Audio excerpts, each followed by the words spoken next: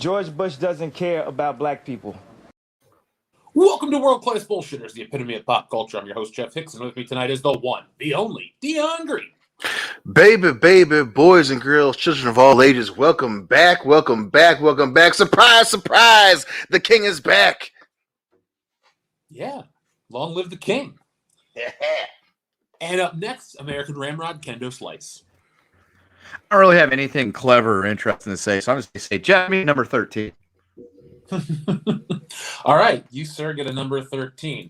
By the way, folks, for those wondering where Nick is on his way. He's just caught in traffic because the world has opened up and it sucks. Oh, well, pardon my French, but I'll be damned. Walker told me I am. There you go, Kendo. Nice. That was a random guess. That was your number 13 for the night. So, folks, tonight we're going to be covering Black Widow. Yes, seen it. Here to review it, talk about it, give you the lowdown on everything. Marvel's back, but are they actually back? Does this movie fall into the trap of Captain Marvel, or does it fall into the trap of other films that actually have no point in existing? So stick around, we'll talk about that, as well as many other things. So before we start, guys, we'll kill a little time to give Nick another moment to get here. How you been since we've last met? Not bad, man. Not bad. Busy, running around, getting ready for the wedding. This coming next weekend, rather. Just counting down the days, baby. Just counting down the days. Dude, I can't wait. It's gonna be. We've been waiting for it for a whole fucking year. Like, it's gonna be nuts. For those who don't understand, folks, our friend Loudy was supposed to get married last July, but the world shut down with the Rona, and now we had to wait a year. But we get to celebrate that union of love next week. In reality, we're just all excited to see each other for the first time since 2019. Yeah. The Bullshitters have not been in the same room since the Rise of Skywalker came out. Yep. So, that was December. The whole world has changed. Yes. Better or for worse. But you know what? We'll worry about that next week. Now, you guys have everything lined up? Everything prepared? Yep. I just gotta go shopping for new clothes. But other than that, everything else is set and ready to fly, baby. Right. Well, we got our Samoan now, so we're ready to fly the proper show. Yeah, it's hard to fly in, and boy, my arm's tired. All right, Dad. Yeah. Yeah, you were incorrect. That did not land. It was still pretty funny, but I put my faith in something that came up a little short there. I was expecting more Nick. Goddamn, fuck that, but he came in kind of subdued with a dad joke. I'll allow it. That's because Bree didn't let him drive the Nissan. Womp womp. Yeah, she kept telling me going to the movies. She kept talking about dropping tacos and bullshit. And I was like, "What are you talking about, bitch? Just drive the fucking car." Yeah, take me home. Should have dropped it in her taco. Bam. Now, this is put my beef in your taco. Now, folks, this is a WCBS episode, so we do have our games, our fun stuff to play. Guys, I was thinking last week we used the word, I believe it was dildo, correct? It was dildo, yeah. And it turned out that certain words we have picked, though they're hilarious, YouTube does not like them. Oh. So I tried to think what of a bunch of dildos. Yeah, it is true. But I tried to think of a word that was one that will fly right under the radar because it has a double meaning. So tonight's word in honor of Black Widow is Bush. Take a movie title and replace it with that because the computer will think you're talking about George W. And as we always say here on the channel, folks, say it with me now. 1, George 2. Bush doesn't care about black people. There we go. Very fair. That's very fair. Now go watch Top Bush. Guess what, motherfucker? Yeah, watch him too. Yep. Bush King. Bush King is a great series. Now, Dion. Yes, sir. We have a special word for this week on the show. Ooh. Would you like to know what that word is? I am so excited. I don't have friends. I got family. Yes. There's always room for family. Yes. There's more. You haven't been here. And That thing is, Oh my taken on a life of its own in the last week. It's dude, listen, even at fucking Universal, they say the word family, when they have the cute little intro like 20 fucking times. It's insane. They're like, oh, this is Dom always says this is for family. This is family. This is family. Dude, I'm like, I love that they repurposed the fucking earthquake ride to be the Fast and Furious ride so much. Yep. It's such crap. it's so deliciously, terribly wonderful. God, Yeah. that ride is so bad. But You'll so go good. deaf on that fucking ride. Mm-hmm. Well, it's weird because like just to get on the ride takes fucking forever.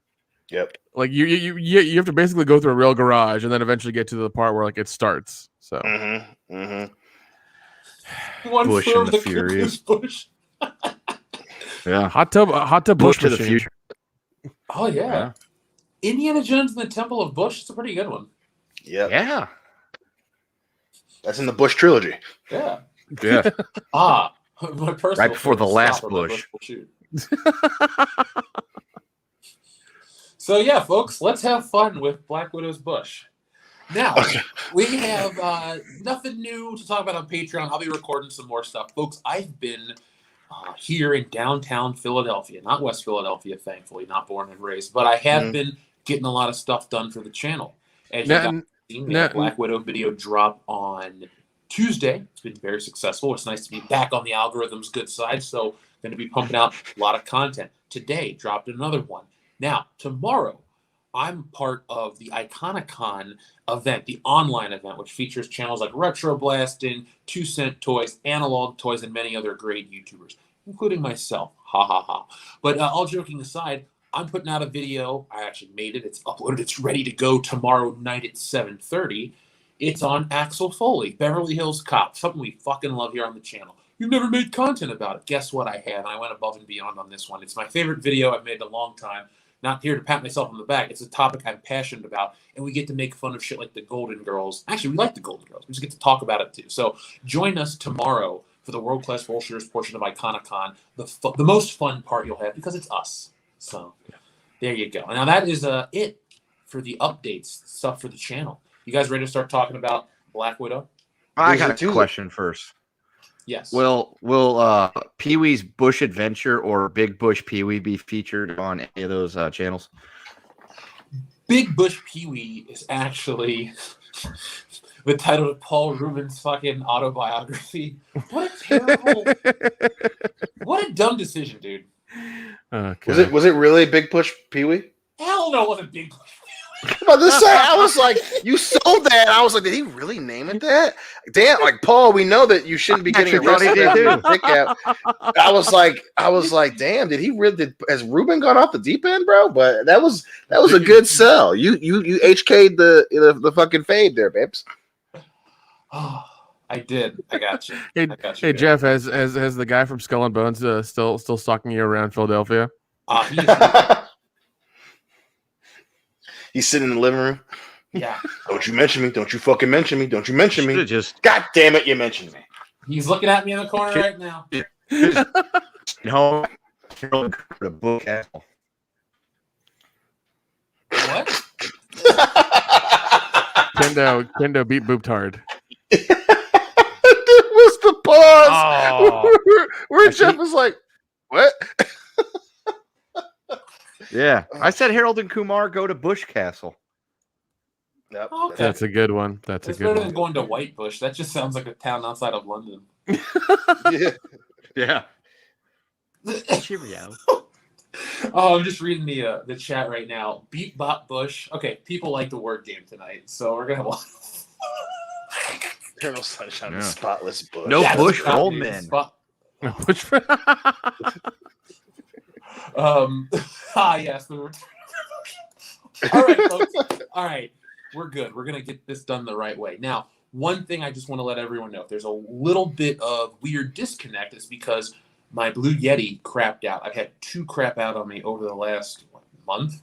Sadly, Oh, geez. down on the road. Yeah, the Mini and this one both have a connector problem, so I need to be sending those in because I thought Blue Yeti was the best, and this is technically my 3rd Blue Yeti that has broken. I've owned 4. No more. I'm done. Holy buying their shit, products. dude! I am done buying their fucking products. This is just a realization. Wow. what I'm trying to say to you folks is I'm recording this live from the iPad. So if the audio sounds better or worse, let me know. I'll be checking out how it sounds afterwards. But if there's a weird pause here and there, it's not because Black Widow choked us to death with her thigh. It's that. So Cootie Cruncher. the Cootie Cruncher, I forgot about it. There was not enough Cootie Crunchers in Black Widow. Would you say? Yeah, there weren't enough. No, there weren't enough. Yeah, so there we go.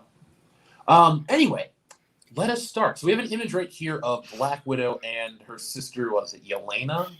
Yeah. Yemenova, something, I don't know. Ivanovich? Yeah, Ivanovich. Janet Ivanovich. One for the Page. My grandma used to read those books.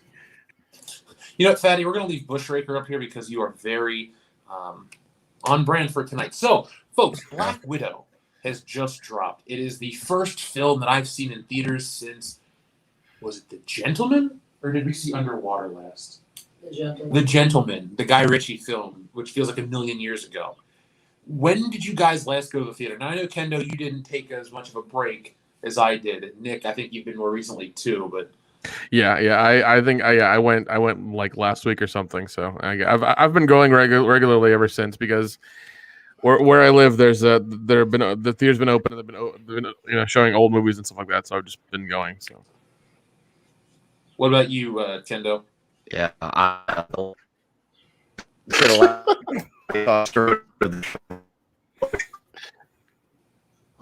Robo Kendo is the movie. All kinds of problems tonight. At least I'm coming in clear finally. Yeah, but your mic broke. Like, but you know what? Still putting on a good show. We're cursed. This episode is cursed. Because he sounded fine. Around today, wasn't it? You said This fucking elevator is so weird. Oh, yeah, it took her to 3 separate floors with no one there on each one. And then were you there when we came out and there was one just sitting open, or was that? I was there. Okay. Because you're like, we don't want to go up to the 20th. Just sitting there. Hotel Adventures, folks. It's like Dunstan checks in. It's nothing like that. Remember how shitty that movie was? It's been too long. It's been too long. Blank check you talking about? Keep it that long. Thank you, Joseph Yanovich. That was funny too. God damn it. All right, we have unleashed a bush monster. What are we talking about? Dion, have you been to a movie recently in theaters? I have. I went and saw In the Heights. I went and saw I forgot you're a musical fan. Yes. Yep. How was In the Heights? It was good. It was good. The ending, the ending was a little rough. That's a huge problem with a lot of musicals. It's like something that could easily be solved, but of course they gotta have a song and dance about it. But it was still really good. It was still really good. The opening bit was awesome. Well, but it was good. I liked it a lot. I did like it a lot. Oh, well, we've dropped Kendo, but he will be back, folks. Yes. So, this, like I said, was the first film I had seen in theaters in over a year. I was happy to be back. Was Black Widow the best movie I could have seen in theaters? No, but let's start talking about it. One thing I'd like to say before we jump into it is, this is a joke, but there were some empty seats in my theater. The first 2 rows were empty, so I know I'm seeing articles about how it's selling out across the country, but, we weren't a complete sellout or even close. But, I'm only in a large American city. Who else wants to see a Marvel movie here? Right. Yeah, everybody's gonna go see Family 9 right now. That's what it is. Wait, what movie? Family 9. I don't have friends. I got family. It doesn't matter! Oh no. No, John Cena, are you crying? That is great. That is fucking great. Any of the deeper, wrestling ones, I'm usually, shooting for an audience of you and Kendo. I'm like, all right, go get it. And if it strays too far, then I know. That's so great. I've got it doesn't matter. That's perfect. Oh, I know Vin Diesel fucking is going to leave that. And, John Cena. Dion, Yes. because I enjoyed the It Doesn't Matter so much, I do have a separate... It doesn't matter! Yes. Fucking yes. My man. Because anytime I'm on a stream with somebody saying something stupid, it'll be like, it doesn't matter. Yes. I'm also- I No, you're do that to the boys all the time, dude. I do that to the boys. Oh, what did you think about the? Well, it doesn't matter what you think about the barbecue. I fucking love doing that.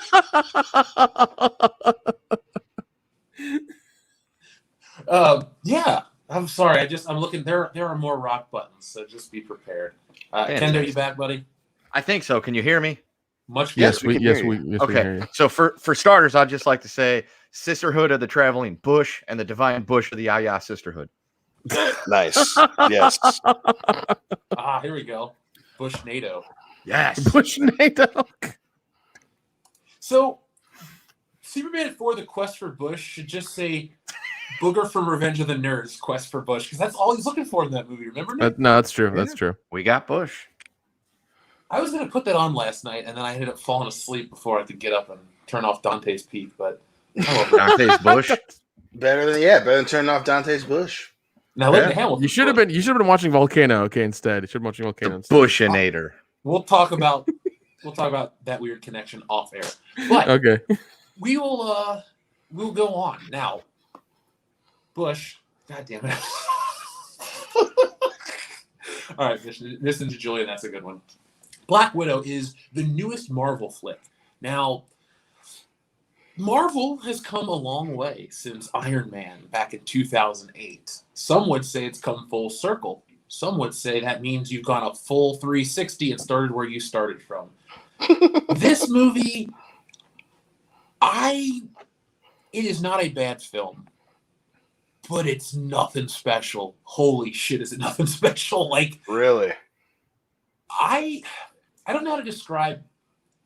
All right, so going in, this movie looks and feels just like one of their Disney Plus shows, which strikes up an interesting conversation. Is it good that TV has reached cinema, or has cinema stopped itself so it matches streaming to create this weird synergy of you get the same experience at home as in theater? That was the question I kept asking myself with Black Widow, because it did not look good at all.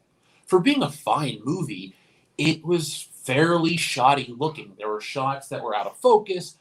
Jesse and I had an interesting discussion about some of the lighting, some of the things that it didn't look like a big production. This did not look like whatever hundreds of millions of dollars was spent. And the CGI itself was laughably bad. There were only a handful of scenes where the CGI looked well integrated. I mean, they were lucky. There was a joke where a helicopter had to make like a crash landing. The CGI looked so fucking dumb, but for the joke, it worked because it looked so shitty. We're in 2021 where you have shit that's on Sci-Fi Network or stuff that is made independently from those CGI guys here on YouTube. Like, there are effects in this movie that are worse than fan-made stuff. Now, not the whole movie, not every effect shot is a joke, but a good chunk of them are so noticeable. There's only one big climax, one big action scene that looks fairly well integrated. I think what we could call this movie is Marvel on a budget. I've never seen. It looks like Marvel has spent all the money they could have on the last one, on Infinity War, Endgame. Excuse me. They spent all that money, and they made all that money. But I think they're really tightening their purse strings, because this doesn't feel like a spectacle. This doesn't feel like an event. This doesn't really feel like a Marvel movie. Now, is that a good thing or a bad thing? Ask yourself that question. This movie wants to be a Bourne movie. This movie wants to be a Bond movie. Did you guys catch the James Bond visual reference? Oh yeah, dude. So for those out there that are wondering, and this isn't a big spoiler yet, but we'll get to it. There's a scene in the beginning that shows Black Widow watching Moonraker. And I'm like, okay, she watches James Bond movies. That's pretty funny. The end climax copies from the opening of Moonraker, the way the people fly through the air in the fucking parachute scene. They copied that, where she's fighting Jaws. It's like a 1-to-1 parallel. Yeah, it is. Yeah, angles and everything. Yeah, it is. Reference to the other, but not both. Both was too many. Both was too many. Even if she was watching like a different Bond film in the beginning, it probably wouldn't have been too much. And the weird part about the visual reference, though, and Nick, you saw this, it wasn't her that did the thing. No. She watched the movie on TV herself, and then another character did the exact same thing from the movie. It's not like it's a diegetic reference. If it had been like a Hot Fuzz thing where it's like, oh, now she gets to do the thing from the movie she watched, then fine, it works. But it's like that. It's like you're literally just doing two references, two completely different references to the same shitty James Bond movie. Like, why? Why not reference a better James Bond movie? I mean, at the very least. Yeah, Hot bush. What? I said hot bush. There you go. So, I guess we should start talking about this movie linearly, correct? You guys have questions you want me to answer before we start getting into anything? Does it end with her falling off the mountain? I'm sorry. Ask that again? Does it end with her falling off the mountain? Yeah, Space Mountain. Woo! You know that's right. Oh God, no! The way, like, once again, this movie is really disjointed, and the way it starts is like, yes, is just like in the middle of them. I think in the middle of them trying to catch her for the Sokovia records or whatever the hell it is, that whole fucking thing. And she, she's and the main dude has her pinned down in a building supposedly, and she's talking to him on the phone. She's like, "You should do this, oh, you're embarrassing yourself, this, that, and the other." And they go to try to find her, and they look in the bathroom, and her tracking device that apparently they put on her, which she knew about, obviously, is in the bathroom, and she's on like some little some little boat, like going to like Norway or something, and she drops her phone in the water, and like that's the beginning of it. Anyone else, by the way? Did she poop it into the toilet, fat bastard style? That to me felt like just a bad reference to the beginning of Rogue Nation too. Mission Impossible Rogue Nation starts the same way. Yeah. With we're coming to get you, and he pulls them. He's not even where they think he is. It's just, but that scene was actually done well, and this one was done. Yeah, this. God! When you're out there, when you're listening to these reviews and reading these reviews, when they're like, "It's like Bourne, it's like Bond, it's like this," it doesn't mean it reminds you of like an espionage thing. They just copy scenes from other espionage movies. Like Jesse's right, that was ripped out of Mission Impossible. The Bond stuff was ripped out of Moonraker. I'm sure if I went back and watched one of the Bourne movies, I'd pick up on that shit too. There's a difference between homage and ripping it off. It's funny and Hot Fuzz. Here it's kind of like, okay, it's not a it's not a deal breaker, but it's also not worth $30 on Disney Plus. You remember who? That's for damn sure. You remember who directed Black Widow? I looked it up right now. Kate Shortland. Oh shit. Okay. Now, do you know who that is?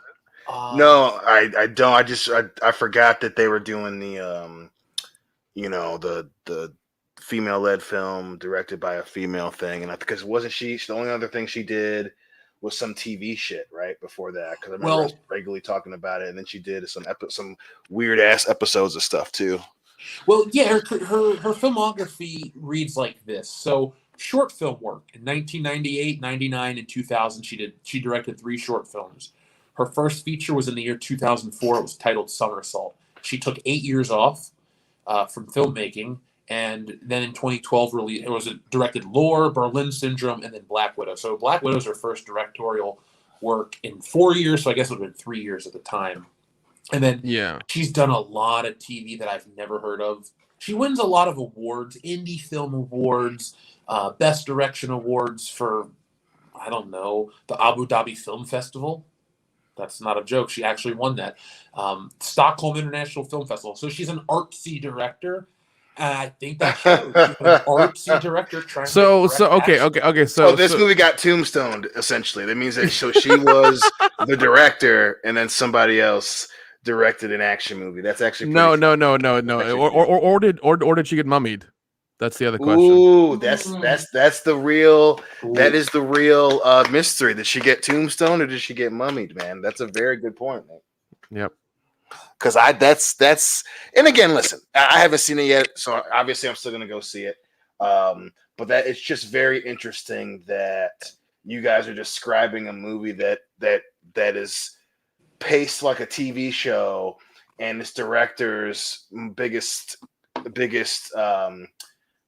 projects so far are TV episodes, which I think is very fucking hilarious, especially seeing as this was supposed to be something they were taking very seriously, and they gave it to someone who very clearly loves watching shitty Bond movies, but doesn't exactly know how to integrate them without it sounding and coming off as Dion. You know what this movie feels like? You ever watch those YouTube videos where they feed an AI a bunch of information and then it tries to make a movie script or it tries to make a recipe or something. You make Jesse. Like this movie reads like they took action movies and action espionage flicks, fed them into an AI, and got literally anyone to stand there and say action, because it's like set piece after set piece, but the connective tissue is thin. It's super thin. Super thin. But it's thin, but it feels like somebody wrote that part. But then the other parts of the movie don't feel like a person wrote it. Like there's no like real great motivation between like during the action scenes and stuff like that. They just happen because they have to. They don't really like flow naturally. Like when you watch Die Hard, it's not unnatural to talk about the helicopter blowing up on the roof and then this and then that. They all flow together naturally. These just felt like you took a dartboard with action scenes and you had 5 darts and you threw them and you didn't care. As long as they hit something, you put it in the movie. That's pretty crazy. That's really fucking crazy. That's how they went with this movie. That's hilarious, man. And like I want to stress, this movie isn't bad. It's not. No. It's I mean, I kind of enjoyed it on like the Marvel level of things. Like it's a fine Marvel movie. It's okay. It didn't suck. It was just kind of just by pay. It was pretty much paint by numbers. You know? Like I want to reiterate, folks, you can critique something you love. I love Beverly Hills Cop. I could critique that movie, Back to the Future, all the stuff. So while it sounds very harsh, stick around to hear, a nice, well-rounded assessment of the movie. Is it going to be a glowing, praising review? Fuck no.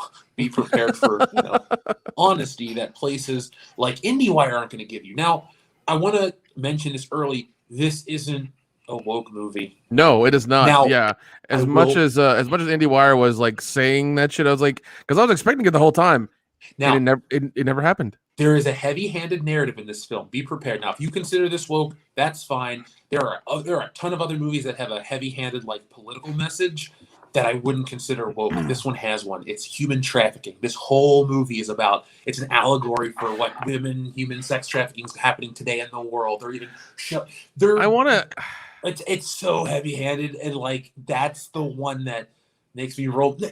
The issue is important and a problem in the world. But here you have a Black Widow movie tackle that when you're trying to tell like 14 other stories and market this to as many people as possible. It just was very disjointed. Well, here's the thing. I remember there being a small run of Black Widow comic books that dealt with human trafficking, and they were done by the Soska sisters. I think there was like 1 or 2 or 3, but it was little of them. I never read them, so I don't know what actually happened. And I remember that being a thing, and I was like, did they copy those for this movie? Interesting. Yeah, because I remember Young Ripa has them, and he talked about liking them, and about how the Soska sisters sent them to him signed. And so I don't know if this is the story or if this or if any of this movie, it can be cross-referenced and they use that it's material at all, but I don't know. But like, it was just interesting that I thought about that. I was like, oh, that's something that happened. So I don't know. Sorry, one of TLJ Screwjob super chats popped up, and he was going back and listening to old episodes. And apparently, Dion, you called that this movie would be like a Bourne movie back then. Did I really? Yep. Damn, man. It's like I'm fucking world class or something, boys. I know, man. It's like we've been right. By the way, folks, we have almost 1,000 people watching, but we only have 312 likes. Come on, do us a favor. Hit that thumbs up button so we can let YouTube know that you like it and keep on commenting. It helps us out, and we'll do some extra special stuff. Monday's our last day here at the hotel, right? Yeah. Monday, Good Morning Pop Culture returns this Monday. So I'll have a nice episode to catch up with you guys. So be prepared for that. But hit that thumbs up button. We can make another one, add it on. We could make it a nice, 8, 9, 10, who knows. 1,000 gets us there. So let's start, I guess, at the beginning of this. Well, without dragging it on. This movie is about Black Widow hunting down was it Dragov, right? Dragov's daughter. That's the line from the first one. So she's basically hunting down this guy that made her in the Red Room. That's her. It's her story to get him back.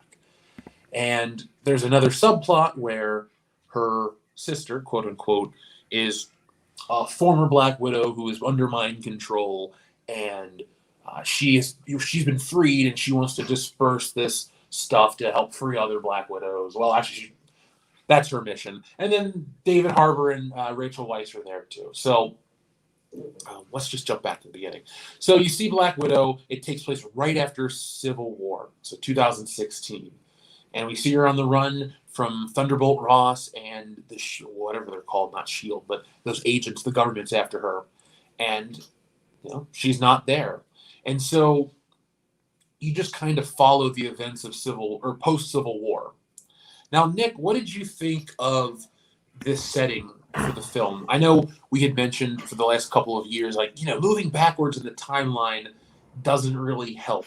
How do you feel about the placement where this movie was? I feel okay with it. I'm glad they didn't do it in an odd spot, like way in the beginning. But I mean, this kind of makes sense to where it is, like why it would be here. Mm-hmm. It was okay. I thought that setting was fine. It was better than putting it somewhere else. That just didn't make sense. But I think there was made the most sense because I really couldn't imagine them putting it right before she met Stark or something like that, or after the first Avengers movie. It just wouldn't make sense there. It just wouldn't work at all. But here it kind of works the way they were doing things, so it's fine. Well, for that story, I'm with you there. I agree. My big problem comes from where this movie actually lives in our timeline. If this would have been out before Infinity War, this could have been one of the coolest. This would have felt like Captain America: Civil War. Holy shit! It would have been like her Winter Soldier, because telling this story after her end does nothing to get me hooked. Jesse reached. The climax of the movie. Jesse leaned over to me. She goes, "Do you think she's gonna survive?" And we just laughed with each other. But that's what this movie is. It's just one big shadow. There's a shadow looming over this whole film, and I personally couldn't really get invested because they put this out at the worst possible time. It feels dead in the water, narratively. Yeah, because I mean, there was no peril for her. There wasn't nothing. You knew she survived regardless. At every point in the movie, you're just she's gonna make it out. She has to make it out because of just the way the timeline goes. There were no stakes. Had they done this, but they'd done this instead of Captain Marvel, we would have been okay. Or had they done it, in order in the order of the timeline, it'd been fine. But no, they had to do it afterwards for some reason. I would have liked if this movie has to exist. If we can shuffle this to where Black Panther was, put out Black Panther, because you can argue you don't need to watch Black Panther to understand Infinity War. Right. Because that end scene in Wakanda, you can pick up that from Civil War. You can understand what Wakanda is. Or you literally don't have to have that battle take place on Wakanda. That's that. But this just feels like it would be perfect where Black Panther was. You could push Black Panther to where Ant-Man was, make Captain Marvel disappear, put Ant-Man where Captain Marvel was, and then still have your biggest movie of all time. Dion, how do you feel going into this, knowing look, all movies are predetermined and this and that, but how does it feel knowing exactly where your hero's going after this? I mean, as a very dedicated film fan, it's very frustrating, right? Because the Marvel movies, the culture that they've cultivated it's building towards something. So every Marvel movie is building towards, obviously, whether it's the formation of the Avengers, it's building towards the big bad, it's building towards Thanos, it's building towards the Infinity Gauntlet. There's always a motive for each film. In this one, I think when you guys were talking about how disjointed it feels in the beginning, that's how the film feels. So we already know there are no stakes here. We already know that she's going to win, and we already know this isn't building to anything. So it's just kind of like its own thing without the fun payoff. And then you pile on the fact that they promoted the hell out of it, and they gave her access to IndieWire and all these other places that are talking all this crazy shit about it. When it's we already know what's going to happen. There's nothing new that we're seeing, and there is no reason to be excited about it. So while I'm excited to see it just because I love watching the Marvel movies, I'm not in no way, shape, or form am I like, oh damn, this is going to build towards something. I'm not as pumped as I was to see, Iron Man 2. I'm not as pumped as I was to see, Civil War. I'm not pumped for an end all be all. So it's just very funny. It's very funny that there's this huge build and it's just really kind of a dud. Even if it is still pretty good, a 6 is better than a 5, but it's still not as good as a 7. You know what I mean? Yeah. So that's kind of how I feel about this movie. Now, I did misspeak at the very beginning. This movie does start with a flashback. Would anyone like to guess what year it starts in? 1984. Dion? My guess was gonna be it flashback to Age of Ultron where she's with Banner. So what's that, 2015? Nope. Yep. Nick, would you care to tell them when and where the flashback starts? I'm kind of focusing on the year, but it's 94, isn't it? 95 in Ohio. 95 in Ohio. Okay, 95 in Ohio. What? Yep. It starts out in 1995 in Ohio, where you see I guess she's like a 13-year-old Black Widow with dyed blue hair, and she looks like Mila Jovovich, which was really jarring. Yeah. It was weird because the child actor they got for her looks like a young Mila Jovovich. I'm just like, oh god. Here's the problem for trying to cast a young Scarlett Johansson is Scarlett Johansson acted as a child, so there's no like, oh, I can get somebody that will look like her as a child. No, she was a child in all these movies, so like you just like CGI her. They could have just euthanized her. Yeah, you could have euthanized. You listen, I'm always a fan of euthanization. Okay. Remember they did when they gave her that bullshit Russian accent in the middle of the movie.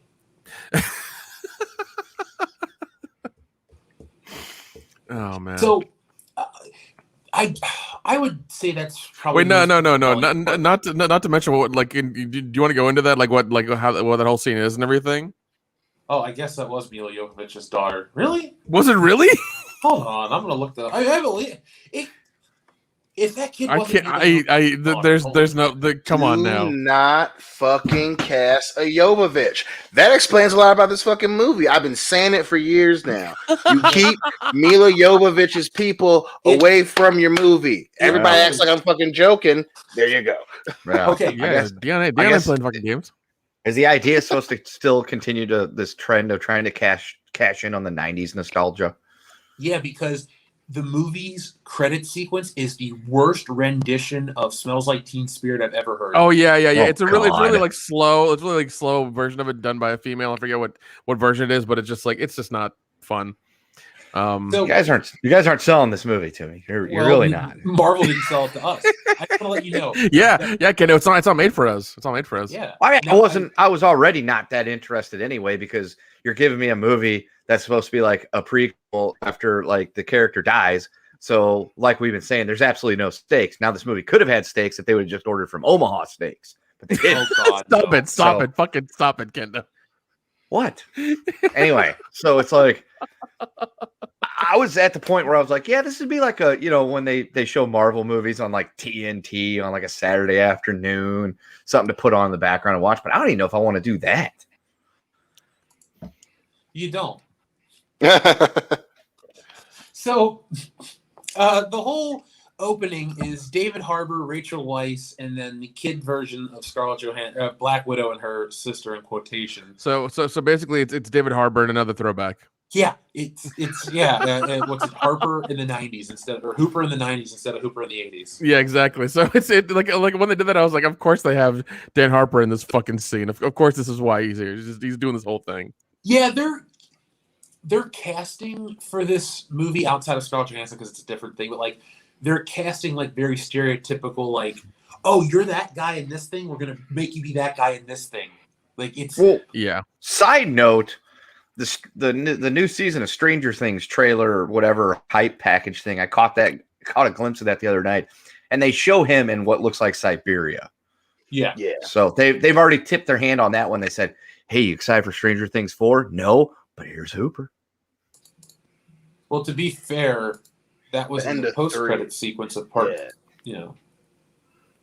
Well, I didn't watch that part, so sorry. Well, you would have been well informed, brother. What can I say? I didn't like season 3 all that much. Nor did I. I like season 3. I liked it more than season 2. Look, well, yeah. I haven't really liked it since season 1. Yeah. Thank you, Roger. Just put that on the screen for everyone to read themselves. But yes, so the scene in 1995 Ohio is it shows that family, they're on a secret mission. And David Harbour comes home one day after the kids have been outside playing, and he's like, it's time. And they leave. They're on the run. From who? From S.H.I.E.L.D. So S.H.I.E.L.D. chases them to an airfield, and they fly away on this plane. It lands, and then Black Widow and her sister, in quotation, are taken off to the Red Room. And Wait, hold on. You're missing a key point here, Jeff. What I missed? They were in a small Cessna that went from Ohio to Cuba. Oh somehow. yeah, they did go to Cuba. Is that the one that flew by when James Bond was trying to hide when he was trying to get to the cradle? You know what? You make that joke. That would also be 1995. I was gonna say it's time period appropriate.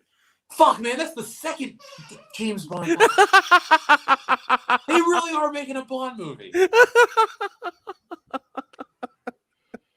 Oh man, yeah, because like that's one thing. Like usually in the beginning of Ohio, like 95, whatever, and then the plane gets in the air, and then you see it land. It says Cuba. I'm just like, really? On that fuel tank, it got to fucking Cuba from Ohio, and somehow S.H.I.E.L.D. didn't detect them at all. Nothing. Just It had the never detected Tesseract them. in it. They didn't tell you that part. Yeah, you had to read the book that goes with the movie to know that. Oh, go. Okay, so Ohio to Cuba it is 1,339 miles. Yeah, that Cessna's not making it. Nah, man. How many? You probably have to refuel like 8 times. I don't know that many times, but you definitely have to stop in Florida. A Cessna 172, which is what I'm pretty sure they were flying in, can get 736 miles for a tank of fuel. So this would have had to have stopped at least once to get to Cuba. They make it, and then it would be running on fumes. Yeah, it would just barely make it. But okay, thanks. I didn't even think of that when watching the movie, and now I'm just like, fuck, that kind of did happen. Thanks, Nick. Yeah, yeah, because I remember watching it. Like I was sitting there, I was like, Ohio, Cuba. I was like, the fuck? How did they make it there undetected and shit? They flew really low to the ground. They landed in Florida. Yeah. They got under radar coverage and just like we're doing some. No. Yeah. They were lost in the Appalachian Mountains. That's what happens. Yeah, what they're not telling you is after Maverick left the Navy before he went back for Top Gun 2, he became a Cessna pilot. My cup had Top Gun on it tonight, Kendo. Ooh, thought of you. Should have kept that cup. It was just a paper cup from AMC. I can get another one if you really want. I still would have loved it. Well, I'll somehow send you a cup from an AMC theater. We were gonna go see a couple movies because the trailers that were in front of Black Widow were decent. So I'll get you one, okay? Oh yeah, what did they show? Did you see the Protege? No, what was that? Protege is It's Sam Jackson, kind of it's the same people who've done John Wick. Oh. So that's the thing. It's Maggie Q, Samuel L. Jackson, Michael Keaton. That's a hell of also Robert Patrick, and I was just like, sold. Yeah, dude, that's a great cast. Yeah, so like it's a John-esque type thing, and I'm just like, fuck it, just the people who keep doing that movie and doing those type of movies, just let's give them the money because their movies are fun and simple, and they're just like they're just fun to watch, man. That's all I want. Because even Nobody that came out like 2 or 3 months ago was a lot of fun, and it was I've heard kind of same great genre things about that movie. Dude, which one? Nobody with Bob Odenkirk. Did you get the trailer for Old? Yeah, that looks cool. I want to check that out. Though. I really do want to check that out. That looks interesting. Oh, dude, that's a What a Twist movie, isn't it? Yeah. Well, that's true, but also, it's after a graphic novel, apparently. So I don't know. So in other words, we're talking about all these movies you saw trailers for that sound infinitely better than Black Widow. Yeah, but there was like a 5 minute like Marvel like jerk off session on there because they were showing like all the Marvel stuff, and you had Stanley talking. It's like, this guy's your brother, this girl's your sister. It's like we're all a family here and stuff. And I was like, you're copying the wrong movie, buddy. And it was just like it's supposed to be like this heartfelt Disney thing, but it was done with Marvel, and I was like, I don't buy you. I'm sorry, I don't care. Starring Bush Diesel. Wait, did you say Vin Diesel? Was that a yes or a no? Yes, that was a yes. That was yes. Oh, okay. Dion, this one's for you, buddy. But what's real is family.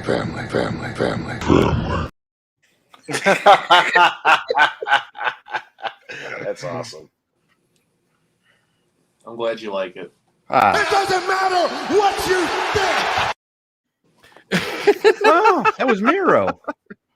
What? Roots of Crush. Yeah, You almost won a Royal Rumble once. God. Yeah, and your dad works at Nintendo. That's what I've been told, right? Because we love our families. I don't. Uh-oh, not now. God damn it. It's too much family. Well, too many cooks. So back to Black Widow. So the credit sequence, we've poked holes in the film already, guys. So if you cannot cope with the fact that this movie depicts a Cessna going from Ohio to Cuba on one tank of gas when it would take almost two, then this is not the film for you. But if you can overlook that obstacle, then we jump into the then present day of 2016. I'd just like to point out, though, that Ripley's Believe It or Not, when they did their episode on Point Break, proved that whole catching up in the sky for the skydiving thing is totally real. But also that opening the parachute like 2 feet above the ground and being fine when you land, totally not real. Yeah, I wouldn't think so. Well, education.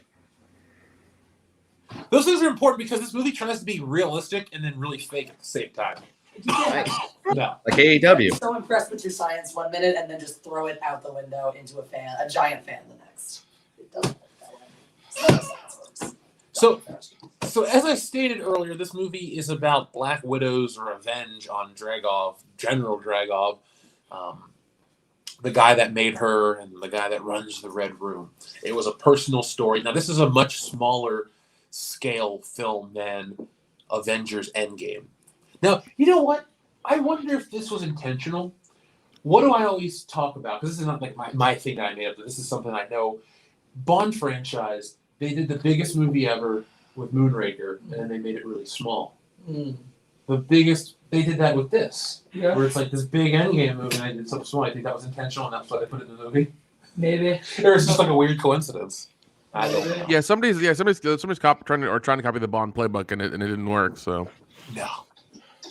So, Nick, help me out because I'm a little shoddy in the beginning. How does she meet her sister again? Oh, well, she gets off the boat. She finds her friend or whatever living in some like the middle of nowhere. She has a car. She drives out there. It's like this is trailer or whatever, and he sets her up in this. To track down where the stuff came from. Yeah, because she gets mail from there and she has to go track it down.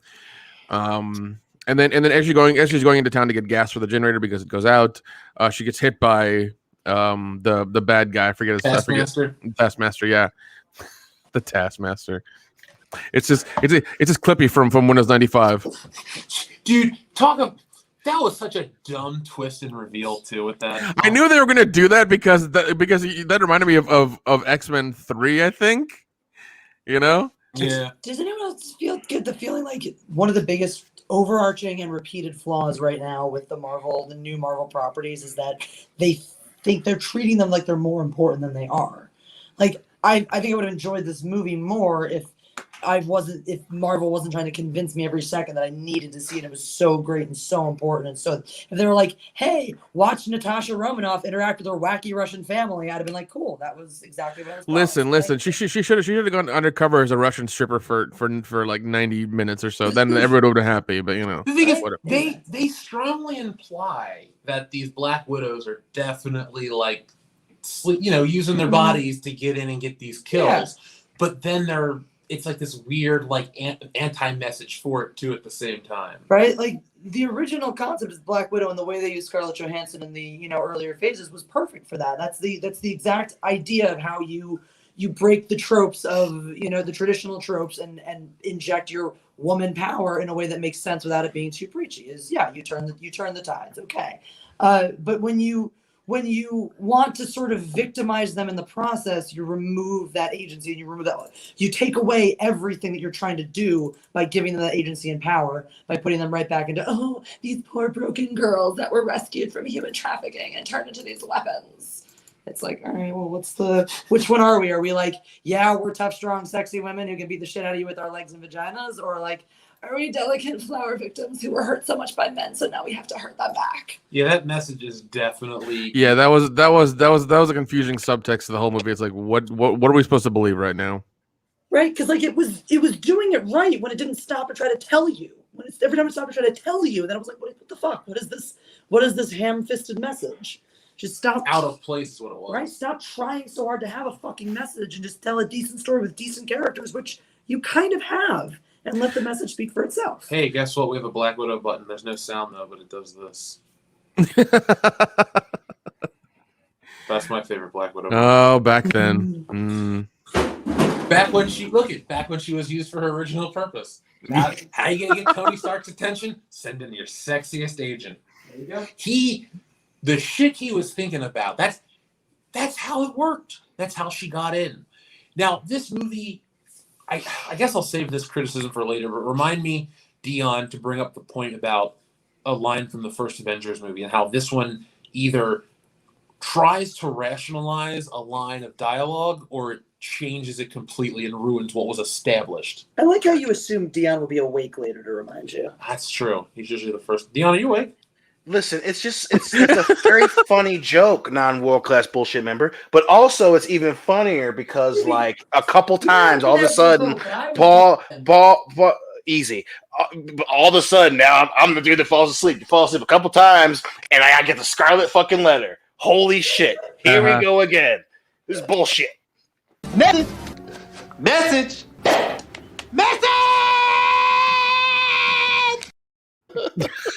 Do you get what I'm trying to put down, Dion? I get it. I dig it. All right.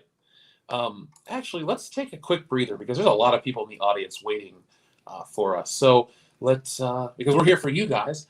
So Cesario Japan, thank you very much for the first super chat. He says Buffalo Jeff. Dion fears horses. Nay. I know. Also, I don't know where the speaker is on this thing. So how did that sound? It keep doing that thing. That was totally okay. It wasn't that good. So I gotta find the speaker on this fucking. Where's the microphone on the iPad? Is it on the top? Maybe. I don't know. Dion, are you here? Do you hear me, Dion? Shit, I might be Buffalo Jeffed out with this technology. I don't know. Maybe Dion's silence is a good thing. Oh yeah, maybe. Someone's silence is a good thing. I could bet that shit.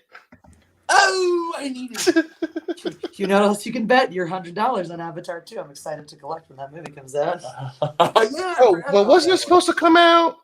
It doesn't matter when. The point is it's going. No, wait. I just so you're admitting that it's changed, so it could change again. No. I think is where we're going. No. Just Day, give me my $100. Just give me my $100. Listen, we already established I am the Negro Domus. I already called this movie. This is what I do. This is what I do. Dion. Yes. You bet that Avatar 2 was not going to come out. It was in production when you made the bet. I know, but alas, the production hell happens. A lot of these things happen. Listen, it hasn't come out yet. It's done. All I'm saying is it could get canceled. I mean, true, but Black Widow is an Avatar. It's a property that people actually But kind Dion, of respect. You know there was this pandemic that kind of delayed a few things, right? Oh, but no, but they'll move the goalposts. Oh, it wasn't the pandemic; it was the post-pandemic. And Mr. Cameron wanted it to be perfect, so he pushed it to 2025. But then him and his woman got back together, and they wanted to have another product where they could work together. So they reshot some stuff. So they pushed it to 2026. And then, what's his name? The crippled dude, the motherfucker that was in the last one that was hot for a minute. He wanted to change some stuff, so they reshot some stuff, and they pushed it to 2027. It's gonna keep happening.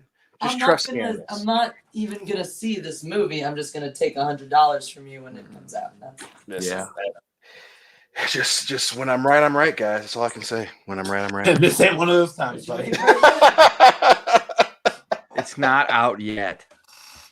That's all I'm saying. Not wrong yet. That's all I'm saying. James Cameron, I mean, he may not be Zack Snyder levels of con man, but the dude is still a con man. And all I'm saying is it ain't out yet. Now, I feel like I was conned because advertisements say that this is the best movie of the MCU, and it's definitely not. So that's a lie. That's the thing. They knew that it wasn't. That's the thing that really is hilarious about that, because they knew it wasn't that. Because if it was the best movie, you wouldn't have had to promote it the way that you promoted it. So, and obviously you would have been touting the director, this, that, and the other thing. So we knew from the beginning that it was never going to be this great magnum opus for the character of Black Widow. It was just, we fucked up and we should have had it come out instead of Captain Marvel. Fuck it, put it out now. People will love it, or at least like it a lot. And obviously, it didn't turn out that way. Now, Liquor Jim, thank you very much for your super generous super chat. He says, "Here's a possible discussion topic: what is the backstory behind her name?" I predict less than 40 minutes into the film, some paper pusher will say something along the lines of, like a Black Widow, you're as deadly as a spider in her web. Well, Liquor Jim, if that kind of writing is what you want to avoid, this film actually avoids it.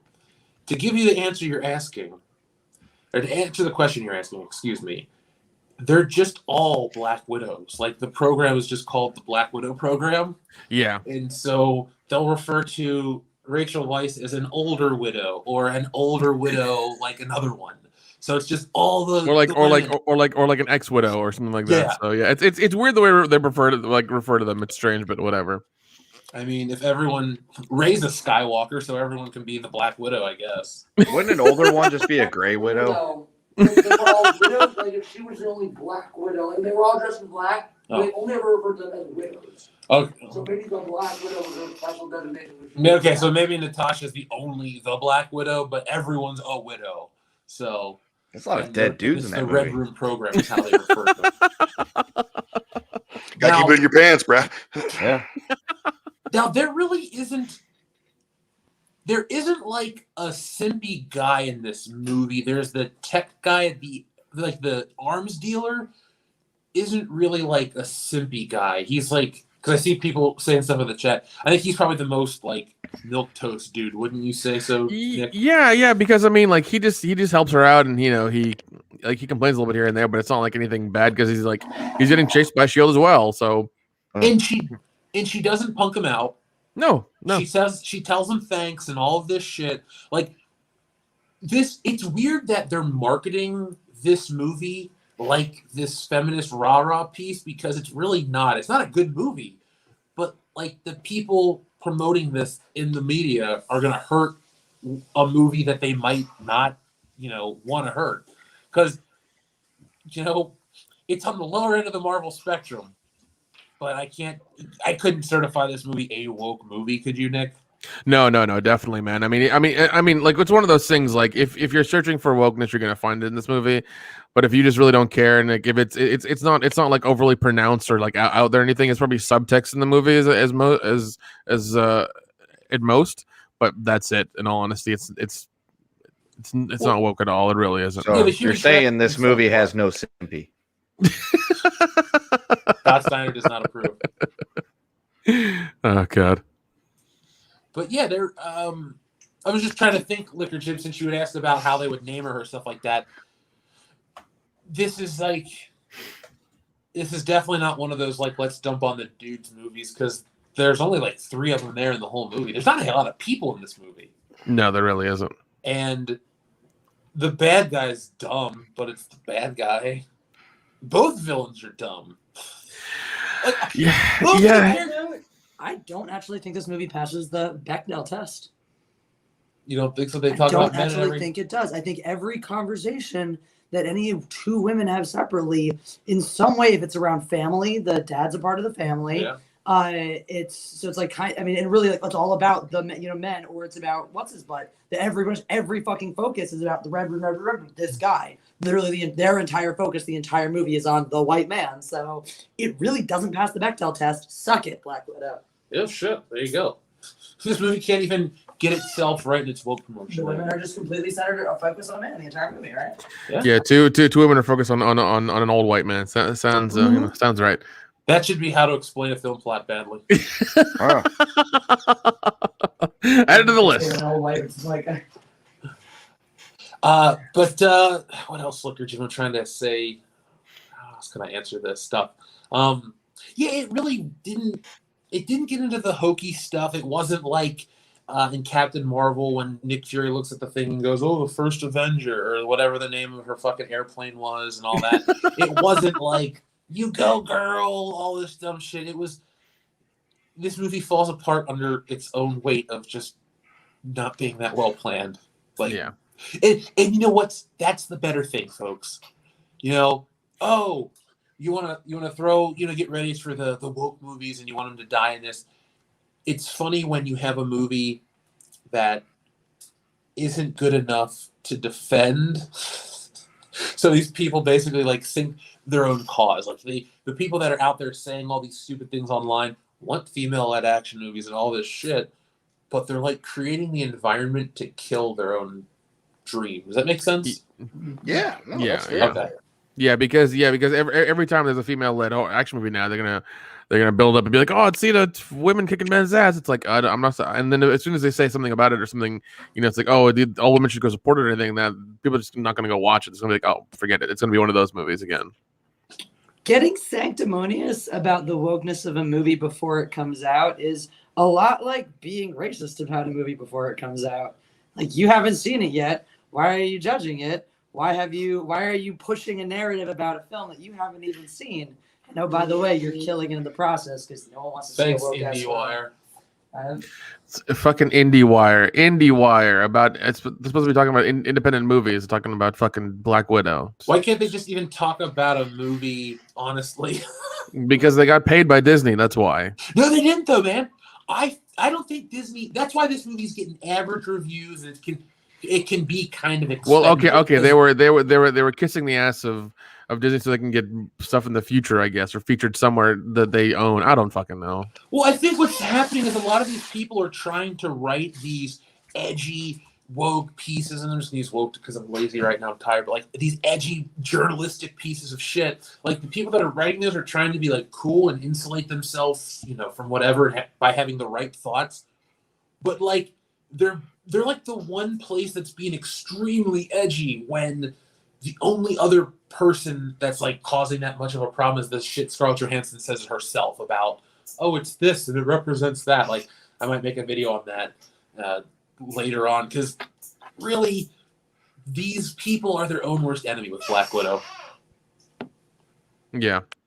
Hey, question. What's your question? Black Widow, better or worse than prediction? Black Widow, better or worse than Fast and Furious in space? I'm torn because I morally don't want to see Fast and Furious 9 because I hate what John Cena did for China. So I don't even want to go see that one. Fuck that guy. But so yeah, Black Widow is better than Fast 9. We'll go with that. No, I'm gonna go Fast 9 will be better. You know why? Always room for family. God damn it. The worst thing is that those memes are just helping that movie. That's all they're doing. They're just helping it. That's all. Yeah, now we have an audience that's still waiting. Uncultured Barbarian, thank you very much. He says, I watched a review that said Captain America Winter Soldier is a better Black Widow film. I'm rewatching that this weekend instead. Yeah, you won't be disappointed. And Black Widow plays a better part in the Captain America film than she does in her own film. Black Widow, the film we just watched tonight, feels like a demo reel for Florence Pugh's character to eventually come in, and this is how Marvel's doing this, folks. Well, we've either killed the character or we've priced out the actor. What can we do? Well, we're going to replace every version of our characters with lesser versions. So you liked Black Widow, the sexy assassin who flipped around and shot guns and made jokes. Well, here's the blonde version, her sister.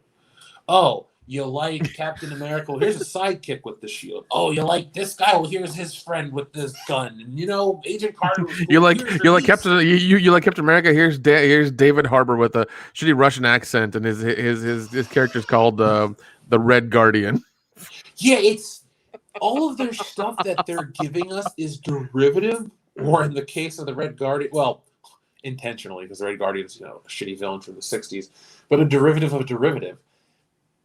I don't think that bodes well, because what Marvel's then saying is we have X amount of archetypes, and all we will do is put in a new character, and that'll work. It's like a fucking formula. Oh, X is gone. Well, what is X? X equals 4. What other hero equals 4? All right, put them in the formula. Boom. It's perfectly balanced. That's all this feels like, but it's very transparent and obvious to the point where it's like, oh yeah. Oh, we're watching them literally give us a copy and paste job. Because I mean, like that's all Marvel movies are right now. They just copy and paste. Especially if they bring in a new character, they have to do the whole origin story bullshit, and then that's the first movie until they get further on and stuff. So I mean, it's for them it's paying by numbers now, and we've seen through it, and we're just like, we're bored. We're bored with this. Yeah. So. Yeah, Uncultured Barbarian, you should definitely stay home and watch Winter Soldier instead. That's just a better movie across the board. But make sure you buy the Winter Soldier Blu-ray from somebody on eBay, so Disney doesn't get your money. Yeah. That's legit. And people go, isn't that supporting him? No, somebody else paid Disney. That disc out there is Joe Blow trying to make a buck off the disc he no longer wants. So it's going into his pocket, not Disney's. Joseph Bienowicz says, hail to WCBS. Dion fears horse. The man who loathes Zack Snyder, but he's horrified by Buffalo Jeff when he says PPAP standing behind you with a horse. Joseph Bienowicz, thank you for reading the description this week. As well as Cesare Japan. Cesare Japan's always the first person to read the description, but folks, read the description. Let us know. Doug Keller, thank you very much. He has a Bush title, 3 Men in a Bush. Joke's on you, it's about the beer. Primer says Indiana Jones and the Raiders of the Lost Bush. Indiana Jones is going to find it, guys. What'd you want? Indiana Jones and the Temple of Bush. Temple of Bush. I would go on the Bush Crusade myself, personally. That sounds like a good weekend. What do you think? Okay, so you know how in the film The Last Crusade, the Holy Grail isn't the actual cup, it's the relationship with his father? Right. What do you think the Bush Crusade would be if it wasn't an actual crusade for Bush? What would it be? It's a relationship with Miriam and her bush. She got them sugar walls. That's just him realizing these are the sugar walls I want for the rest of my life. That's the Temple of Doom. Right. Against Tanis. He's going to get the headpiece to the Staff of Ra.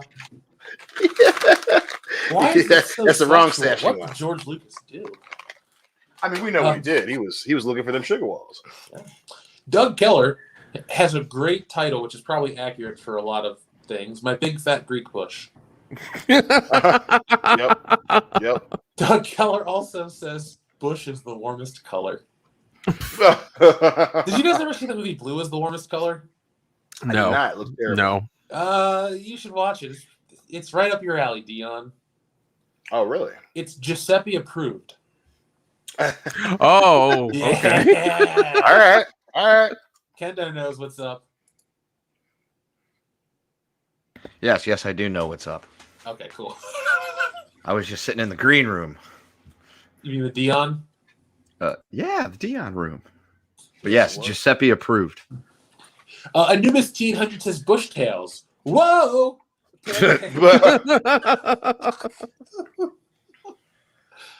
Man, our childhoods would have been much different if those were the actual lyrics of that song.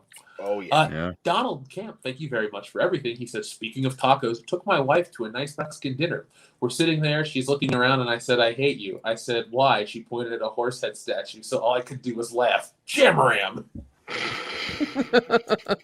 Now, Dion, we've been to a few Mexican restaurants before. Have we ever sat by a horse? I can honestly say that we have not. Jamram! Good. Yeah. I would never... I don't want to dine by a horse, so don't worry. It won't be an issue when I see There are many things I would not want to do by a horse, so I get the concern. Like walk by one. Walk by one is fine, you know. What would it take for you to be on a horse-drawn carriage with Hillary? The promise of some sugar walls afterwards. All right.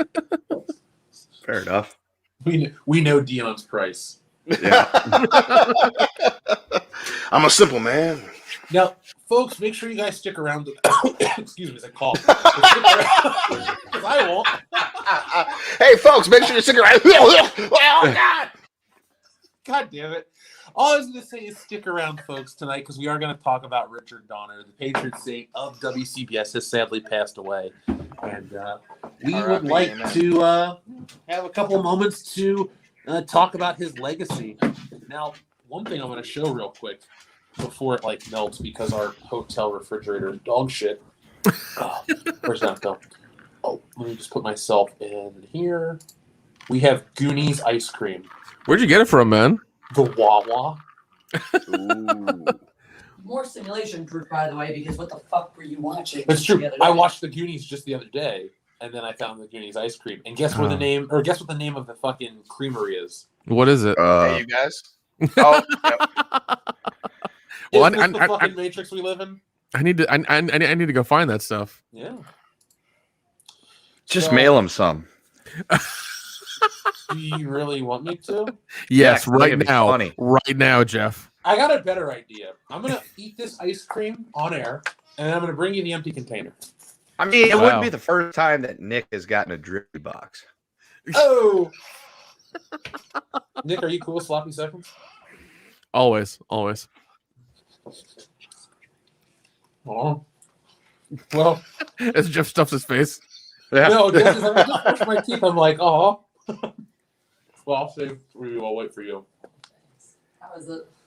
Okay, it's melting, though. Oh, no. It's not glass. So, this fridge froze my chicken, but not my ice cream. Wait, what? Yeah, it's this hotel refrigerator, and so we put leftovers from 4th of July that Jesse's parents gave us right here. And I'm like, oh, great. I'm going to have a couple pieces of chicken before the High Council. No, it was fucking frozen solid. And then today when I'm like, oh, the ice cream will last. No, it's melty. Oh.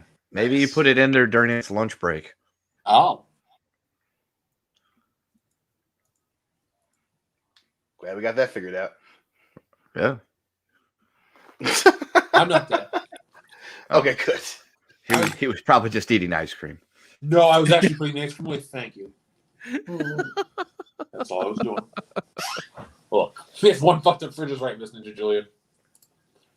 Dude, Dragonair Productions, I don't have a sponsorship with Wawa, but I wish I did because their food is really good. For a convenience store, dude, you can walk in there and order off these kiosks, and they make these amazing sandwiches. Hey, Kenda, you enjoy a good hoagie, correct? I do love me some sandwiches. Then I think you would enjoy Wawa more than anyone else on this show besides me. Just send me one in the mail. Told you. You were right, Jesse.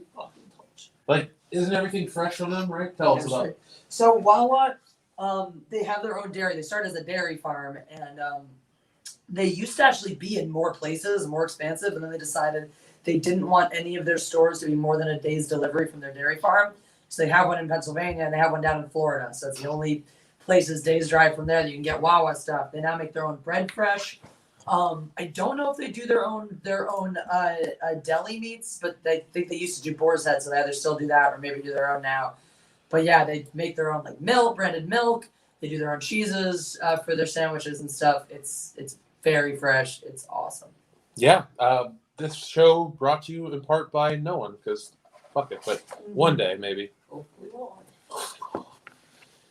All right, so that interlude aside, we'll read a couple more super chats and we'll get back to Oh, talk and their about coffee's the shit too. their coffee. Is the well, the chat's been talking about their coffee. I had their blueberry.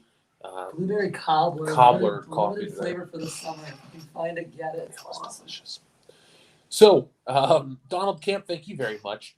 Primer says Big Bush in Little China and the Bush Locker. Big Bush in Little China sounds like a good film. Joni Lauer would have approved. Eternal Sunshine of the Spotless Bush, says Forge Father. Or Eternal Bush of the Spotless. No mind the spotless. Doug Keller, Attack of the Killer Bush. TLJ Screwjob says The Return of Robo Kendo. He's been here for quite a while. Yeah. There's also Thunder Robots who says Back to the Bush. Now, 85 to 50. Never mind. We're not. What would like a modern day equivalent be if you made that film Back to the Bush, an Axel Braun parody? What would it be about? Like, I don't say the gross obvious one. Okay. Like, Okay. Okay. So for me, what it would be about is you run out of really good beer and you reach into the refrigerator and all that's left is Bush, and you're like, well, it's back to the Bush. I like that one. I feel like Doc Brown could make that movie entertaining. Yeah. Yeah. And then he could put all the empties into Mr. Fusion. Oh, yeah. There you go. There you go. That's recycling.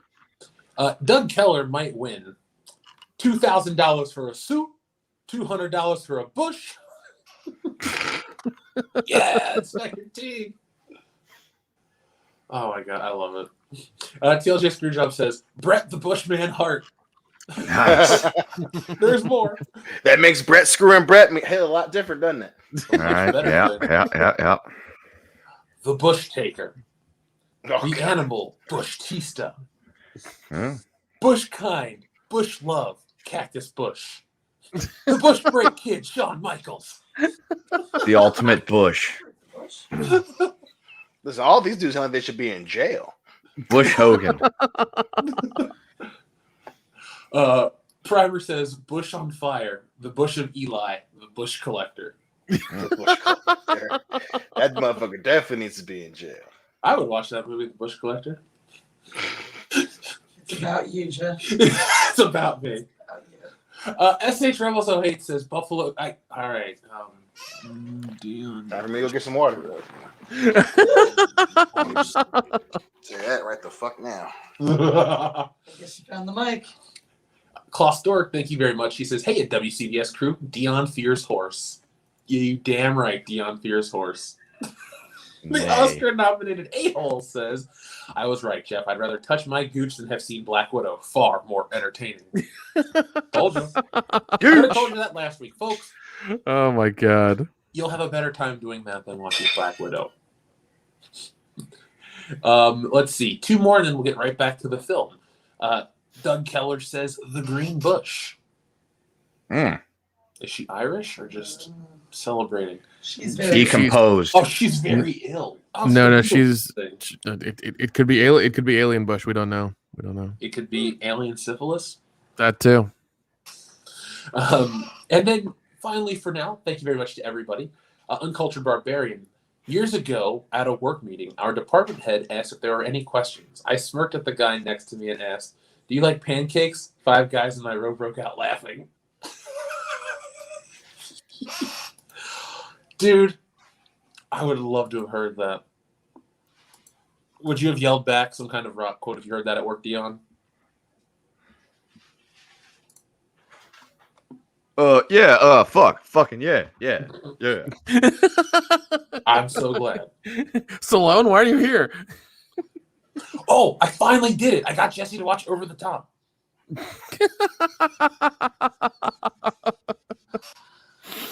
Oh, that I movie. can't believe how long they stretched an arm wrestling montage. I heard you when I woke up and you said something like that's kind of poetic, or you said you gave some kind of nice compliment or something at some point. There was one moment in the climax where I was like, okay, like, the way they do the story, like it's cute, but just the fucking and arm wrestling, getting me hyped for arm. Come on. There actually was a crazy hype around arm wrestling back then. And that's one of the reasons why the movie got made. They were trying to hype it up as coming back because it features in Black Widow too. Oh yeah, there is some pretty good arm wrestling. Oh, that's true. That's true. That's hysterical. Yeah. Oh God. Now, one thing that a lot of people critique the MCU films on is the overabundance of humor. Black Widow has pulled that back to a decent level. What says you, Nick? Yeah. I mean, yeah, it was a lot more well balanced. Like the jokes were pretty subtle, and you could catch them, and it was just kind of like, haha, I had a chuckle at them, but they weren't like overly funny. Like some of them would just kill the whole momentum of the movie in old MCU movies. But these didn't. These were just kind of like these were like almost like Star Wars jokes. You had to like really listen to catch them, kind of thing. Yeah, and I thought some of them were legitimately funny, especially the David Harbour shit. Oh yeah. Like, see, that's how you're the butt of the joke without it being like a problem. Or you watch a movie where a character gets shit on, and you're like, oh, okay, they're shitting on that character. They're also shitting on that type of person in real life. It's like, no, it's just a funny, sloppy dude. That's the butt of the jokes because he's a funny, sloppy dude. And he's Russian. And he's Russian, apparently. David Harbour did a good Russian accent. I enjoyed it. Well, I mean, he's been there for quite a while after they transported him there in the 80s. Yeah, in 1985 has been a long time. People really like the title, the word game tonight. The Truman Bush. We never do Truman Show parodies, or we never hear those. So thank you, Mick. Thank you. 10 Things I Hate About Bush. 2001 through 2008. Thank you, Dion. It's only 8. I got that joke. That was a good one. These motherfuckers didn't laugh as hard as they should have. Thanks, sir. So back to the film, Nick. Where did we leave off? So the Black Widow runs into her. Okay, so Taskmaster fights Black Widow on the bridge. Yeah, because her sister sent her those vials that apparently break you out of your trance. You're chemically induced trance from the guy who runs the Red Room. And so then she goes to Budapest to hunt down whatever the Red Room, the guy Dragov, and runs into her sister. Then they get. Yeah, I think they used that same like set or that room or whatever in Red Sparrow. Like, I'm pretty like either that or every place that they tried to represent Budapest with looks exactly the same. Didn't you say that, Jesse, that the set looked exactly like something else to you? Yeah, they definitely reused stuff in the Captain America or the Falcon and Winter Soldier show, for sure. Yeah, that's what I kept hearing. Is that this movie was supposed to and a bunch of other things, including WandaVision recently. Yeah, but like I remember watching Red Sparrow and like that they used the same kind of setup apartment for that movie as well. This whole movie looked very derivative. Like, even when it wasn't trying to copy certain things, it looks like everything you've ever seen. If that makes sense. Yeah. No. You're right. It wasn't oozing with originality. Yeah, it wasn't. It's really disappointing that this is the first post-pandemic Marvel film. It's not like I don't normally say this, but I don't know like what any younger viewers would get out of this movie, and you don't need that in mind for these films to be good. But like, Black Widow isn't even at her coolest in this flick. In many ways, she feels nerfed, so Florence Pugh's character could shine a little more. Yeah. Like, who do you look up to? Who's like who is the coolest character that you would look up to at a younger age? I don't know, man. I guess if you were young enough, you'd be into Florence Pugh's character. Florence Pugh, if you were young enough? Yeah, I think she'd be the role model. Well, other than that, like, I guess like an older teenager could relate to like some of the Black Widow, like Natasha Romanoff sort of pushing away but still embracing her family kind of stuff. That's fair, yeah. It actually, if you don't mind a woman's perspective for a minute, it doesn't do a terrible job of being a girl-centric action flick, for women, in terms of like having good realistic female characters who have earned their salt, who also, I mean, one thing that's really to this movie's credit is they really show the women get the shit beaten out of them, which is a complaint I've had about so many female action heroes. Like, you gotta watch them get their shit pushed in. You gotta watch them get knocked around a little bit, or they don't earn anything when they, win in the end. So from that perspective, it does a much better job than like the recent woke shit, and even some of the recent derivative stuff. Like, for a derivative piece, it does a solid job. It's not winning any medals or getting any stars, but it's also not losing too many points. Laughing Stock Media says she survives like 10 exploding car crashes and falling from the sky with about 1 second of a parachute. I don't know about nerfed. I meant like in terms of being as witty and as whatever she normally is. Even in No. Danger, Black Widow is usually the funnier character. Yeah, no, I agree with you 100%. Yeah, they really did like subdue her character down just so like the other three could shine, I guess. That's why they wanted them there. Well, she had a really specific dry wit before. Maybe these writers just didn't know how to write that for her. Well, the writers definitely didn't. And I was talking to Jesse about this, and I had this thought. These movies feel different, and pay attention to the new names that are around, like Jack Schaefer, that woman she was like on It's Always Sunny in Philadelphia. She worked on that show for a while, but she was involved with WandaVision, and now she's involved with all of these other things. Kevin Feige's still the guy, but there are new names and people that are really making the MCU what it is, and I don't like what the MCU is anymore. If this and these TV shows are what we're going to be getting, I will easily check out, probably very quickly, if it's going to be just this directionless slog of barely above average, ugly, colorless films. Oh, of course. I mean, really like mean to like say that right in the middle of this, but this movie could be, if this is a one-off type of thing, that's awesome. But this is indicative of what they're going to be giving us as Marvel fare. I'm completely cool with going either the alternate route with DC or just giving up on superhero movies. Like, this wasn't epic at all. You know what this feels like? What? Apple was the tech leader for so long, always innovating, always coming up with the new shit, always being the leader in the newest thing. Mm-hmm. It was like that was the MCU with the earlier phases, always like setting the pace for the action movies. And then for a while, they lost it. They started just trying to reinvent and rebrand themselves, and they were the ones chasing everyone else and trying to chase the trends. It feels like that's where the MCU is. Like, they were once the leaders, and now they're chasing their own tail, trying to struggle for relevancy. The nice thing is Apple eventually kind of found their niche again, so there's hope. Question mark, question mark, question mark. Well, I definitely but this is Disney. Like, they completely screwed over Star Wars, and now they're really fucking up their probably that makes them the most money, which is Marvel. And they are like locusts. Yeah, because I mean, they were doing fine, and then they had to like inject Captain Marvel into this bullshit, and just like that seems like when it started with their whole like, oh, we're gonna make this a female centric MCU. It's like, dude, why? This movie, the main female characters, I never once went, oh, I don't like them, or oh, they're not trained, or oh, whatever.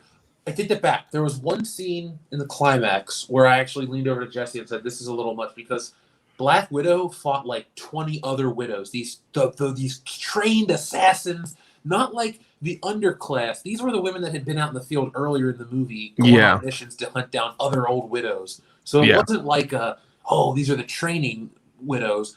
She just like whooped ass for half of the fight, and it was really stupid. Like, she was OP. And certain, like I said, when I'm talking about nerf, I'm talking about her character was nerfed to make her less likable, to make her less witty and snappy. Oh, Jeff, she's gone through the most traumatic time. No, she's gone through just as more traumatic things in other films and still carried that level of, sarcasm and wit and that. So it's not like, oh, she's doing the most personal thing. Okay, it's a personal story, but she's dealt with because they say in this movie, family is the fucking theme. And she has 2 families. She even says herself, I have 2 families, and one's broken right now, and I want to go fix them. Yeah. Talk about the Avengers. Yep. So, that was actually another thing. The sister should not have survived that explosion when she blows up their ship at the end. oh yeah. That was another like. There's things like that. Where it's by the way, the whole thing about the Red Room being this fucking thing in the sky, it's like, oh, go fuck yourself. Yeah. When I saw that, I was like, come on now. Why are we doing this again?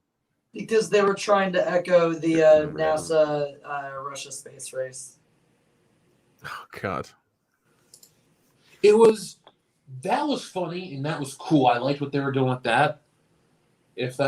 But like what I didn't like is that, and this sounds really shitty, but that floating thing in the sky should have been for a better superhero. Like, no, 100%, because that's on his own. Like, because they show you a floating fortress where this guy that runs the world, but they only show few little select scenes.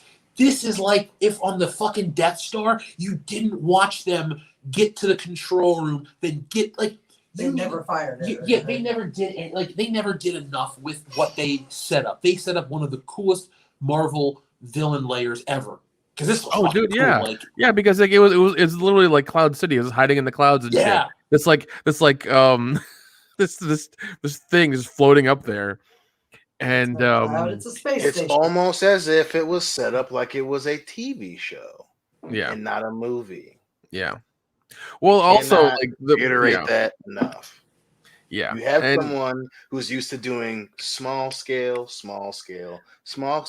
and that's the inherent risk when you do that, right? And that's one reason why every time we talk about this stuff, we always look up someone's filmography, right? Because it's very indicative of their style of film, you know. And someone who doesn't know how to set that table, you don't have to worry about that with the Russo brothers. You don't have to worry about that even with Joss Whedon's little pinhead ass. You know, people who understand, you know, Richard Donner, patron saint of the fucking channel, understands how important scale is when it comes to the story that you're trying to tell. And obviously it sounds like, you know, this director didn't understand the importance of scale when she's telling her fucking story. And obviously, besides single plane rides to Cuba, having a fucking Cloud City fortress is, you know, and you're dumbing it down isn't the greatest creative choice. Dude, do you remember that episode of Spider-Man, the animated series, when Spider-Man goes up to the SHIELD headquarters and fights, or he breaks out Black Cat's dad and the chameleons involved, and how cool that whole fortress was? Yeah. It looks like that on the outside. Like, so just imagine like a real life version of that. And you're like, oh, it's gonna be fucking cool. Like, if Nick Fury in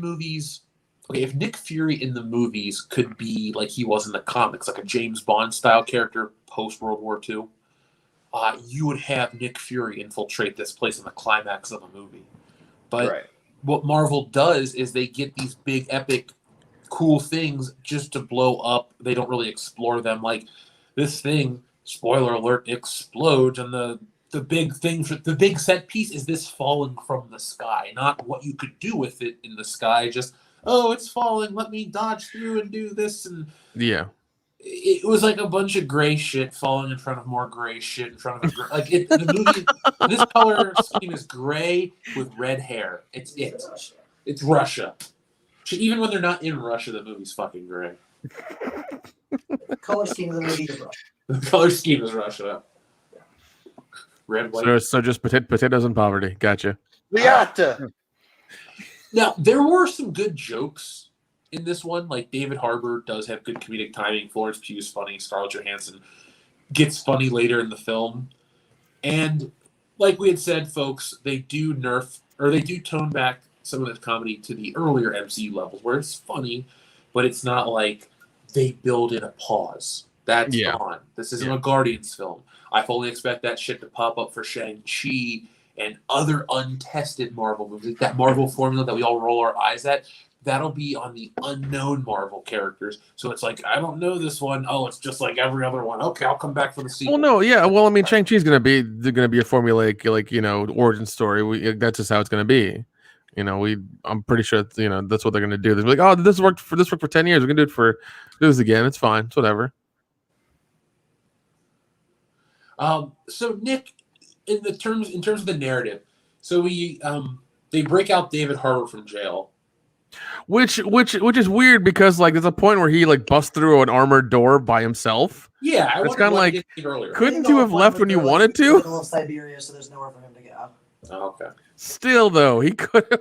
It's as strong as he is. He could have. There were cars there. There were snowmobiles. He could have gone somewhere.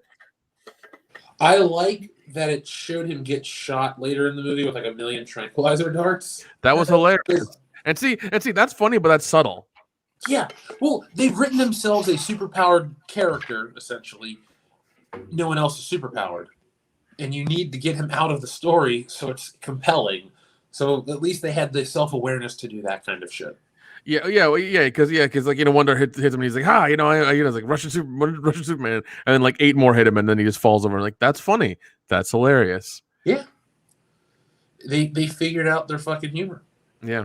Finally, after 10 years. Damn right. Now, even the quote period joke, I didn't think was as cringy as it was made out to be. That's true. It wasn't. Well, yeah. Well, even that sequence was, you know, like it led, like the way he asked questions led to that thing, and she was obviously pissed off, and you know, had to go to the heavy description. So it wasn't like a ew girl stuff. It was like graphic surgery stuff. And it's on brand for the character because they talk about that in Age of Ultron. Yeah, they do. So now, if I get, you know, if people are like, oh, it's this, and that. No, this is just a continuation of what came before it. So we always talk about honoring canon and respecting the logic and shit like that.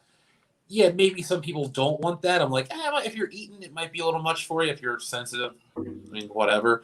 But like, that's like extremely sensitive. It's not this is one of those situations where people are really reaching because there's not a lot of content to make. So like, I gotta make it up to make it sound like, you know, it's an attack on men every scene. No, the fuck it's not.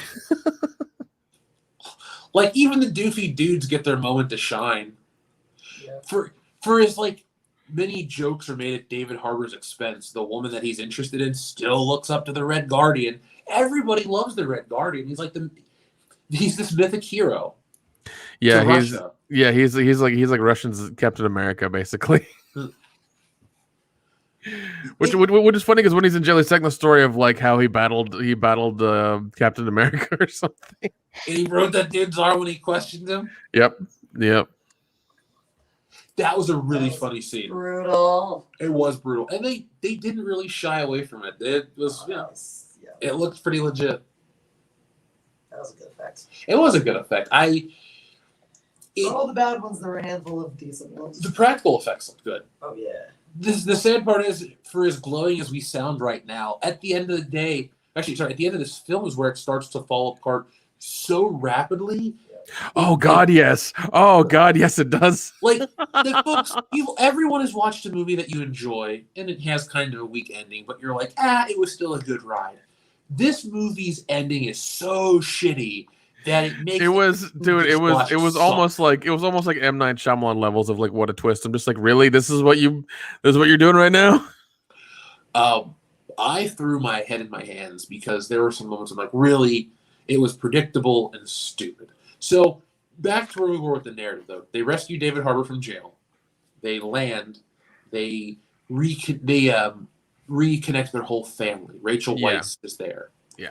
And so the 4 of them talk. They have a drink. He goes and puts on the Red Guardian suit. Which again is a funny scene because like the whole thing is like he's old and fat and like the things, you know, it takes him a minute to put the suit on because, you know, it's you know, he's just gained weight and, you know, that's the whole thing. So all this stuff too is great, by the way, because it's like super Russian. Like if you've ever met Russian people or like if you enjoy Russian humor at all, it's super Russian, which I find hysterical. But anyway, that's just me. I thought that what they were trying to present as comedy works.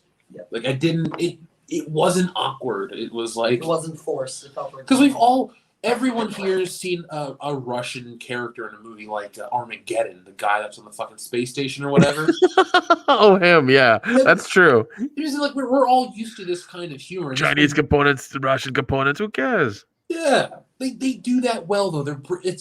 He embodies that type of a character, this old world, proud former Soviet Union hero, patriot icon. He's like if Colossus was a loser. There you go. There's your Marvel comparison, folks. Yeah, it's not MCU, but still Deadpool, whatever, great movie. First one, second one's okay. But the family has this reunion. They have a really nice scene where they're trying to have him relate, but he still fucks up. And then the bad guys convene and pick him up. And Rachel Weisz is like, I'm sorry, I called the Red Room as soon as you got here. They'll be here any moment. So blah, blah, blah. They get picked up by the bad guys. And you see Black Widow taken to the prison cell. You see Red Guardian taken to the prison cell. Florence Pugh's getting ready to have her brain worked on. Yeah, while she's still alive. Still conscious. Like, they weren't going to sedate her to cut into her head. They even said it. It was like, ooh, that'd be nasty. And then Rachel Weisz is getting interrogated because, she's got to talk to Dragov. She's got to, whatever, report back why she's got to debrief. So anyway, long story short, the best twist of the movie happens where she goes to touch her face, and she takes off the mask, and it's not Rachel Weisz. It's secretly Scarlett Johansson's Black Widow in the main room with Dragov, and Rachel Weisz is in the prison cell dressed as Scarlett Johansson. So it's a big switcherino right there. And this is where the movie continues to fall apart quickly. This motherfucker, Dion, Yes. Dr. Doom, has 1,000,001 protocols built into his armor to protect himself. Correct? Correct. Oh god, I love this so much. I love this so fucking much. This is so dumb. Now, Kendo, pitch me the dumbest way to protect yourself from an attack. Turtling. Turtling, okay. That's actually cooler than what this movie does.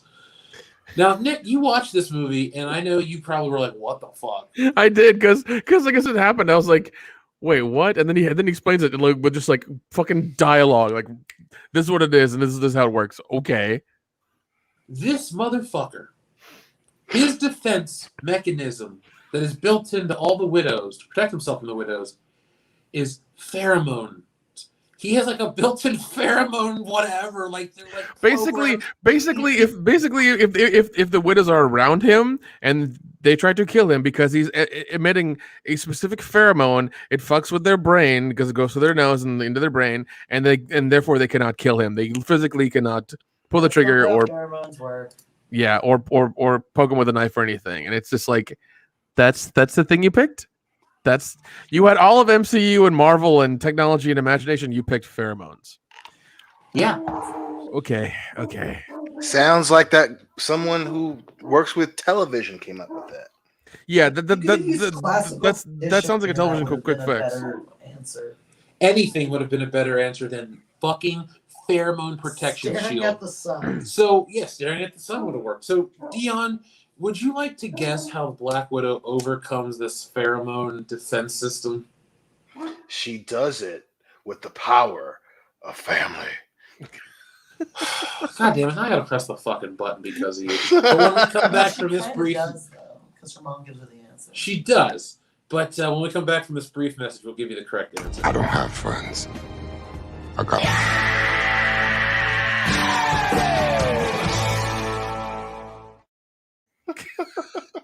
There you go. So Black Widow breaks her fucking nose to fight the I'm bad sorry, guy. what? No. She slams her face on this villain's desk like twice in order to block her nose from smelling his pheromones, so she can then like off the guy. No. She's got to sever the nerve. Yeah, sever the nerve in her nose. It's the only way it'll protect herself. Okay, sever the nerve of her Blockers. nose then. By the way, not how nerves work. What? People are like, say what? Yeah, in case you were wondering, nerves do not work. Yeah, Why yeah. didn't No, she no, just sorry, sorry. You're right. You're right. That's what it was. Yeah, she had to sever the nerve that went to her olfactory senses in her fucking nose, and then by doing that, that would not make the pheromones work anymore, apparently. But that's not how that shit would work. But whatever. For context, it's kind of like trying to cut a really thin rubber band with a hammer. You know what would have been a much better scene if you had to have a pheromone blocker? Like a thread. Like Right. trying to cut a thread in Yeah. half. Why didn't with they the just do hammer. the Demolition Man thing? Like that would have made. Smashing. Oh Not my like god, falling- yes. Thank. Oh If my you're god, copying, Dion. if you're Holy copying shit. movies, why not just do the Demolition Man thing? God damn it, great movie. like That would have been. That would have imagine made so much more smashing sense. a thread with Yeah. the hammer. It's not gonna That's cut just out. that was a perfect way to do that for Demolition Man, and how the way he overcame it was awesome. Remember, Nick? Where he Yes. just tosses the gun to the other guy and he fucking shoots him. He Like tosses that the would have gun. been He perfect. tosses the gun to Ventura. What's his name? Fucking Jesse Ventura. Yeah, And he shoots the guy. He's like, I Like, can't do why it. not- You do it. Yeah, Now- like Jesse, Yeah. how much more poetic would it have been if the 3 shots she gave him are what fully broke the nose? Because it would have been much cooler if it's like, you killed your own pheromone blocker. Yeah, like you are the one. Yeah, like why did you set it up that way and then not follow through? Oh, so we could just make another joke about how weak your punches are. Like you Yeah. already made that joke 3 times while he was punching you. Enough. 3 times was more than enough. Thank you. You should have called it poetic justice. It's a lot stronger than a 4th tag on your mediocre joke. Yeah, it was so dumb that that's it. So anyway, as the climax is happening, she's downloading. This is where the human trafficking heavy-handedness makes me want to puke.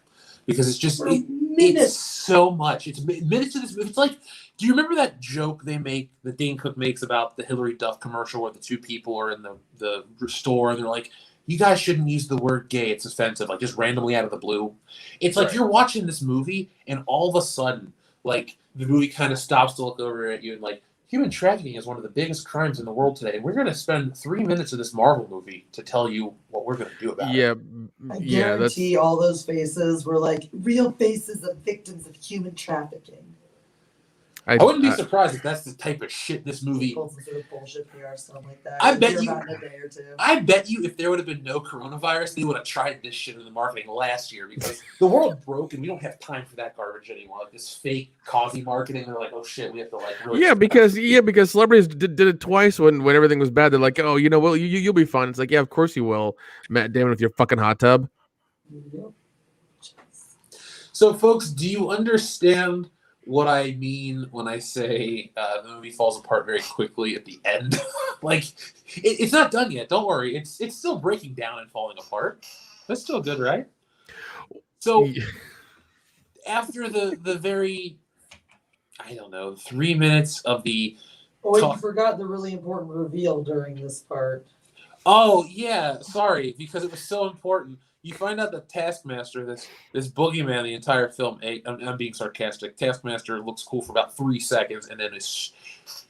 Remember how badass the Winter Soldier was before Steve got through to him and he would just like show up, throw that fucking thing under the car, step away, and blew it up and took down Nick Fury? Like, remember how scary that dude was? Yeah.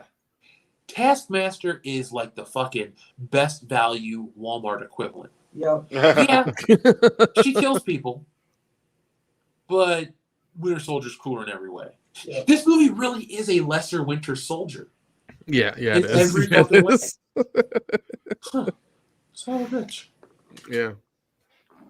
Sorry, I just had that realization because I didn't realize that when I was watching the film. So after she downloads all the widows that are out there in the widow. To say what the reveal was. Oh god, yeah, the reveal. I just don't even care that much. Anyway, Taskmaster is secretly Dragov's daughter. The whole my God. Secretly Dragov's daughter that Black Oh, Widow no, killed like you earlier in her already career or told me. something.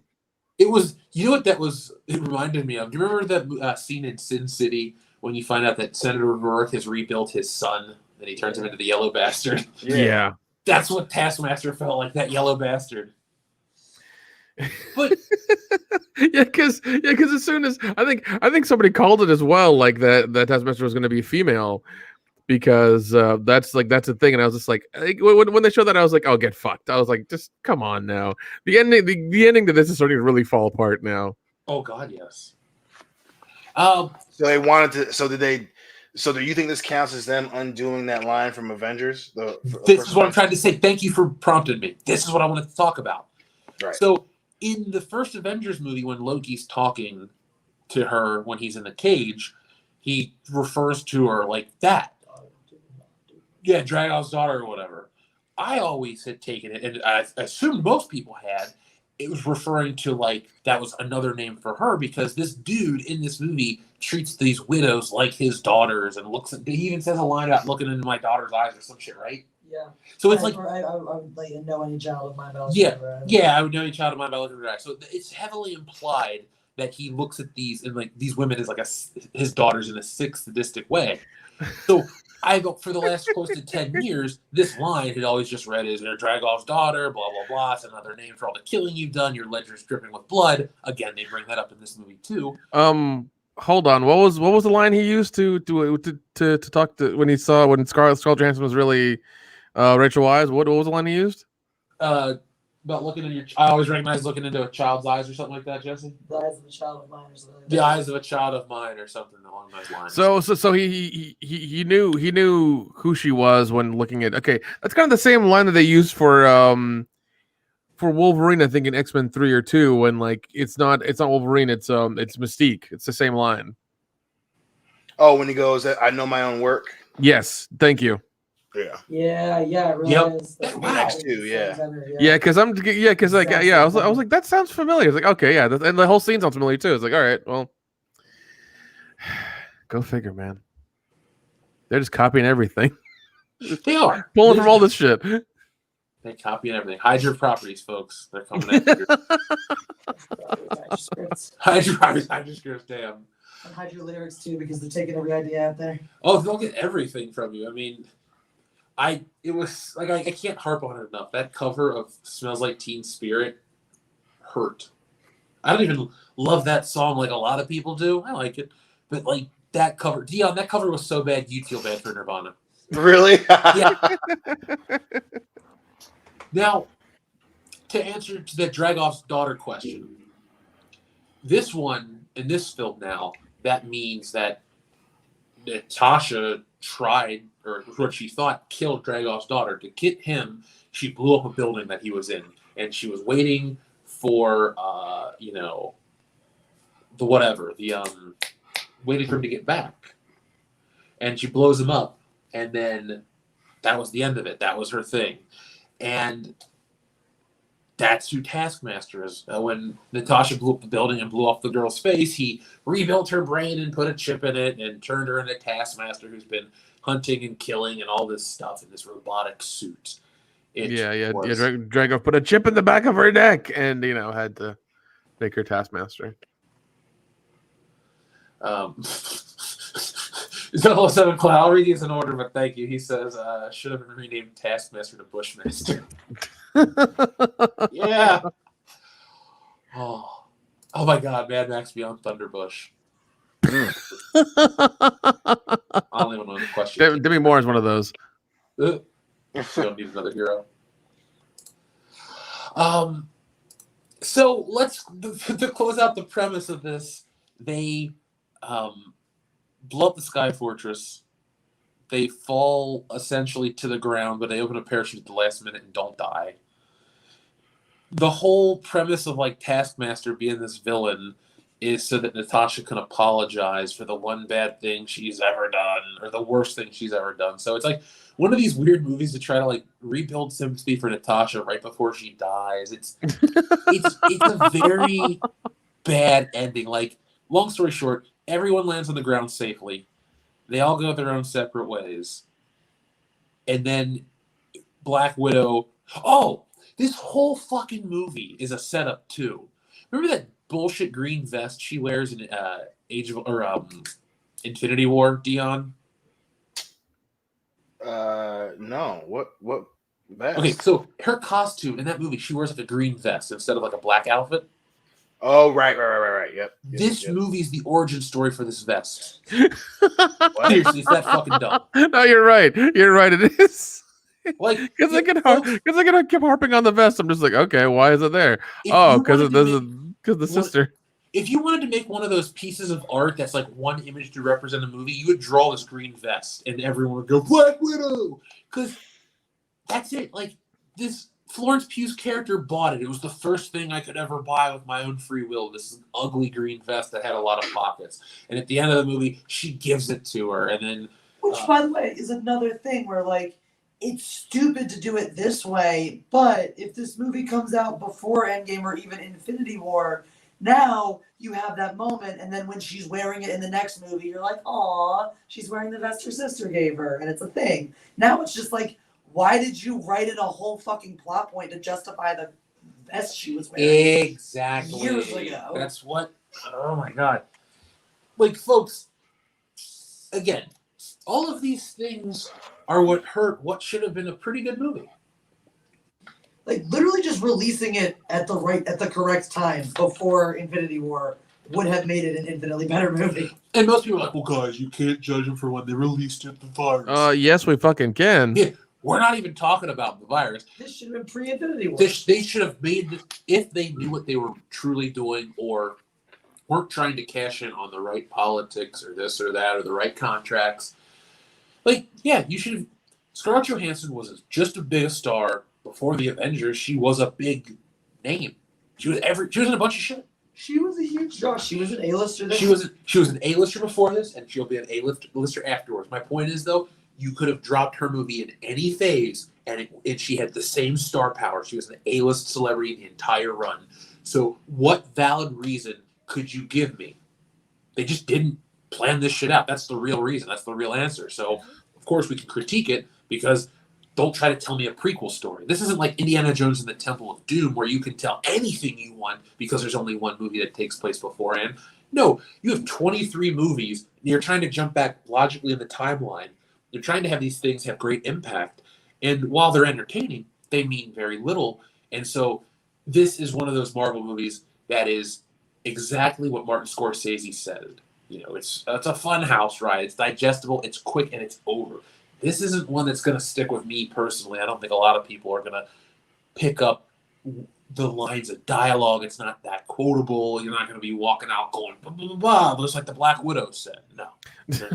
There's very little to take away from this movie. This is the most equal film equal to fast food. You remember your 14th Big Mac? No, you don't. It was just another fucking Big Mac. Remember your 38th Big Mac? You fucking don't either. You've had too many.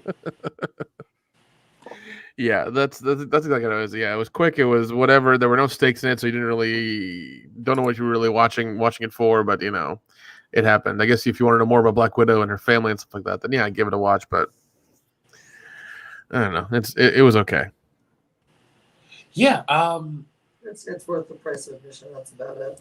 Jesse says it's worth the price of admission. I say it's not worth Disney plus $30. No, if you want to watch it, like, You know, wait for a matinee or something to watch it. If you really want to watch it in a theater, just wait. Because Jesse says matinee, you say matinee. I honestly, I want to say go see it or go matinee. It's hard because realistically, fine. Let me give you. Here's what I want to say. I'll say it. It's my show. Watch Winter Soldier this weekend. Watch this movie when it's on Disney Plus for free, or don't. You will not miss out on anything. Yeah. If you're one of those people that needs to know every bit of information on the MCU, yeah, you can read up the reviews. They try to tie it to the TV shows, this, that, and the other. On an entertainment level, if I just say it is an entertaining movie, you go out and watch it. Yeah, go watch it. But when it adds nothing to the Marvel like lore or storyline or anything. And that is why I'm so harsh on this, because Marvel has sold itself since 2008 on this one big, ever-evolving, epic story that never ends. They have cashed out on that. They don't care anymore. And so I've spent all this time until they tell me that they're canceling that officially and, it doesn't matter, then I'm going to always ding them on it, because if you're going to market it and try to get all those people that were still on for that part of the journey, you better deliver every time with that. A well thought out, interconnected film. This feels like we're looking for any spot to put this in, and here we go. That's it. That's all it fucking is. It leads up to stupid, pointless things, and the post-credit sequence is just Black Widow's grave. Yeah, but it felt like it was setting. It felt like it was setting up a show or something, or was trying to connect to a show. It does connect to Winter Soldier Falcon. With Julia Louis-Dreyfus is on that show, but because that show came out before the movie, everyone we all were like sitting there, and people were just like, "Oh, it's her," and we're just like, "Oh, it's her," but we already know who she is. See, if you watch that scene before you watch the movie or the TV show, you're like, "Oh, is that Elaine from Seinfeld? What's she doing in the MCU?" Then you watch Captain America a few weeks later, blah, blah, blah. But you watch it out of order, it means nothing. So you can stay for the end credit sequence, but yeah, it just doesn't mean anything. Like if you happen to walk out of the end credit sequence or before it happens, you didn't miss anything. Just watch the one that's like the pre-post credit sequence. If that makes sense. The one where she gets the Quinjet. Yeah. So, before we get into any other topics, let's catch up with more of the audience because there's a lot of people waiting tonight. So, folks, thank you very much for your patience. And now back to all of you. So, SH Rebels 08, we read that one. Klaus Dork, we read that one as well. We're past the green bush. Here we go. TLJ. Oh, no, Doug Keller first. A Clockwork Bush, The Bushy Professor, and Bushfinger.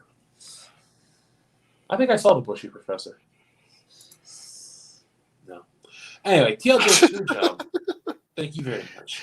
I was rewatching WCBS 130 when Evangeline Lilly brought up all-female Avengers in 2018, and Dion mentioned a Black Widow movie would be like a Bourne movie, and that's exactly what reviews say. So, Dion, yes, my brother from the future, yes, can you tell us more about the movie The Eternals and how bad it'll be? It's gonna be awkwardly bad. It's gonna be probably the first real Marvel misfire, because they're gonna try and build it around who's in the movie instead of the content of the movie. So I'm thinking it's gonna be like an even funnier version of Wanted or some shit, where it's gonna be like this, like try to be this cool, like, you know, kung fu-esque movie thing, and it's gonna just fall flat and be a dud and be hilariously bad. Well, there you go. Dion said it back in 2018 for Black Widow. Now, Dion, if your prediction for Avatar comes true, I'm sure your prediction for whatever Marvel prediction you made just will come true. So there you go. I appreciate the faith. You realize that a week from now we'll be finishing up our dinner together? Dude, I can't fucking wait. Oh my god, I can't wait. I went to Fogo de Chao last Saturday. Fogo de Chao last Saturday. Dude, oh, I love Fogo de Chao. Great memories there. About to make some more, motherfucker. Let's go to the place in Ohio when we're in town for Horror Hound. For sure, absolutely. Cool. Thunder Robot says, "That's no moon. It's a space bush." Millions of bushes cried out in terror and were suddenly trimmed. Spring break? Yep, exactly. Myrtle Beach? The Major Spike 9000 says, "Did you guys ever pitch a Miami Vice Lethal Weapon crossover movie, or was I imagining that?" No, we've done that. We've done that quite a bit. Yeah, we definitely talked about that one. We also had Beverly Hills Cop crossover with Miami Vice. Well, Kendo, which one would you rather see? Oh, that's a really good question. I mean, both have the opportunity to be amazing, but I think the best crossover we could do, because it all takes place in the same area, would be the Beverly Hills Cop Lethal Weapon crossover. Ooh. I like that idea. Yeah. So do you like Riggs and Murtaugh run into Axel on his way home from Beverly Hills Cop Part 2? Yeah, like something's going on, and you know, Beverly Hills Cop Part 2 ends, and there's all that stuff and everything like that. And some of the people that are responding to it, one of the cars that rolls up, Riggs and Murtaugh are in it because they happen to be in the area and they responded to the call. I'm gonna watch those now. Well, at least just the second one, because I watched the first one on a flight not long ago. So got that Lethal Weapon itch. Plus Richard Donner. God damn, I can't wait to talk about him. Yeah, there's great movies. Yeah, best. Zach Z says Alice in Chains, Down in a Bush. Damn that. By the way, folks, we only need 196 more likes to hit that 1,000, and we can have a GMPC added on. And they start on Monday, so be here. And I'm on the East Coast, so it'll be a decent hour. You might be able to drive to work and listen to GMPC, just like the old days. Actually, sounds fun for me too. I'll get a shitload of coffee. Wawa coffee. I'll just review Wawa coffee in the first 10 minutes of the show. This one's a bit nuts. Doug Keller says, "Great Bush, kid. That's 1 in a million." Oh God. Can't go wrong with a good Bush. Thing. Doug Keller says Catherine Bigelow should have directed Black Widow. Oh my God. That would have been awesome. I mean, that fits the narrative. She's a female director. She's won an Oscar for an action flick. And she made Point Break, so like that's one of the best action movies ever. I'm an FBI agent. I know, it's crazy, right? Fuck. Give me two, Dion. Give me two. Daniel Davis says The Right Muff. The Right Muff? That's the best. Wolfpaint says Dr. Strange Bush, or How I Learned to Stop Worrying and Love the Bush. That's my favorite. We just got to do 1 week. It'll just be dirty movie titles and just let the audience try to outdo each other. Yeah, that could work. Thank you, Wolfpaint. That one. Actually, I'm going to take a picture of that one, Wolfpaint. Actually, no, do the porno title. The porno titles? Yeah. Yeah. Like the movie's porno title. All right, that'll be, I guess, our... Now, folks, we got to give you guys a heads up. There will not be an episode next week. We will be on hiatus because we'll be going to Loudy's wedding. So if you're a patron, if you're going to be a member of the channel, which I'll be uploading this month, like I said in the video today, we will have some extra content produced of us hanging out. We might even do a Q&A session. So if you want to shoot us some emails to worldclassbs@mail.com, thebestmail.com, and you know, in the whatever description line, put Q&A, just ask us some questions. We'll do a fun little AMA session over on there. So just ask us, and we will do that. But you're gonna be hiatus. We're gonna be hiatus. That's right, your pancake. What you doing that for? I don't know. So sorry, Japan. Thank you very much. Nick was asking for horror films with gang members from episode 20 or from 271. The black comedy horror Modern Vampires has a secondary plot that involves some Crips. Nice. Well, there you go, Nick. Thank you for the answer. Are you guys comfortable enough to watch Tales from the Hood 3 yet? I watched it when it came out on Sci-Fi this last October. It's fine. It is not woke. I was gonna say, because I might watch it by myself before I watch it in the same room with you guys, because that second one, oh baby, that No. That second one was a sledgehammer for sure. Well, the hard part was I was like, I just need to slide down the couch a little bit and distance myself. Problem is, Dion was the other side of me, so it's like I'm hemmed in here. If shit goes down, I mean, I don't know how many of them it's gonna take, but I know how many they got. That's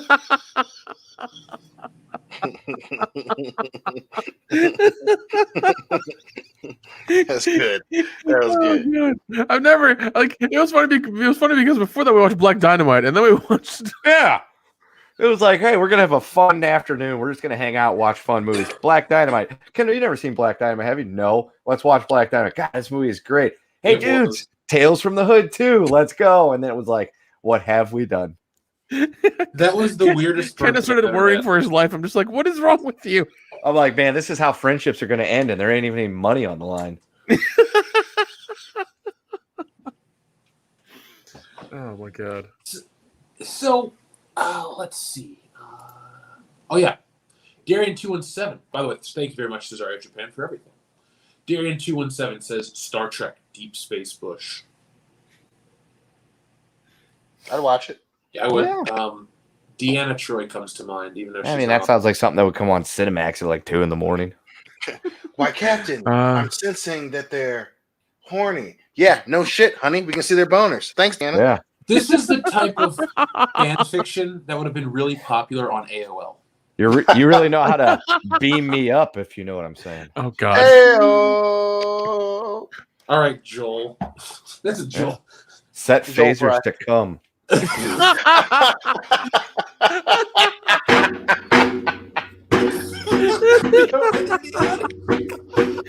Holy shit. That was great. Set phasers to come. Louis the Plank, thank you very much. He says Indiana Jones and the Bush Crusade. Hell, I can get behind that one. Modalicious says, could have pulled a scroll switcheroo. Disney sucks. I forgot the scrolls are a part of Marvel. Don't remind me.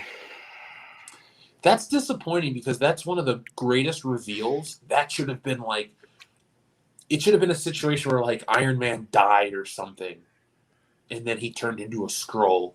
You're like, well, I mean, I like the big emotional payoff and shit, but I'm trying to come with, fine, Captain America, whatever, or something like that, because I don't really like his time travel story. But it should be something epic, not something in Captain Marvel.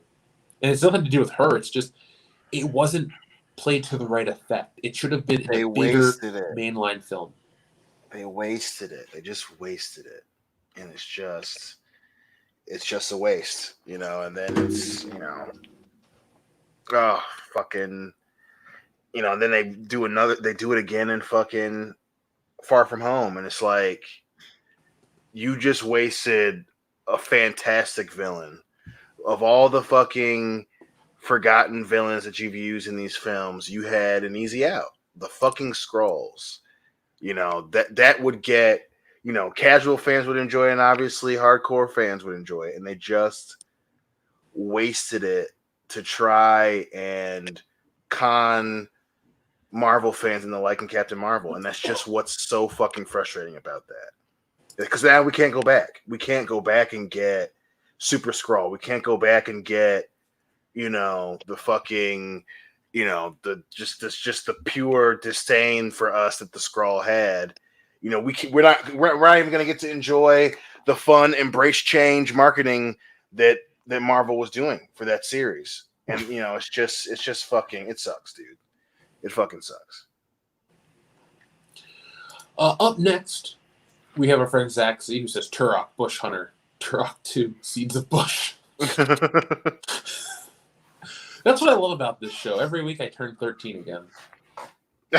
Well, I get older to stay the same age. Doug Keller, The Thin Red Bush, an Axl Braun parody. It doesn't even have to be a parody. You could just have a movie titled The Thin Red Bush. I think a lot of people would watch it. Yeah. It would be Kathy Griffin playing George W. Bush's like long lost sister. I mean, it ain't like she's doing something now. She could use the job. She ain't doing anything ever again. She canceled herself.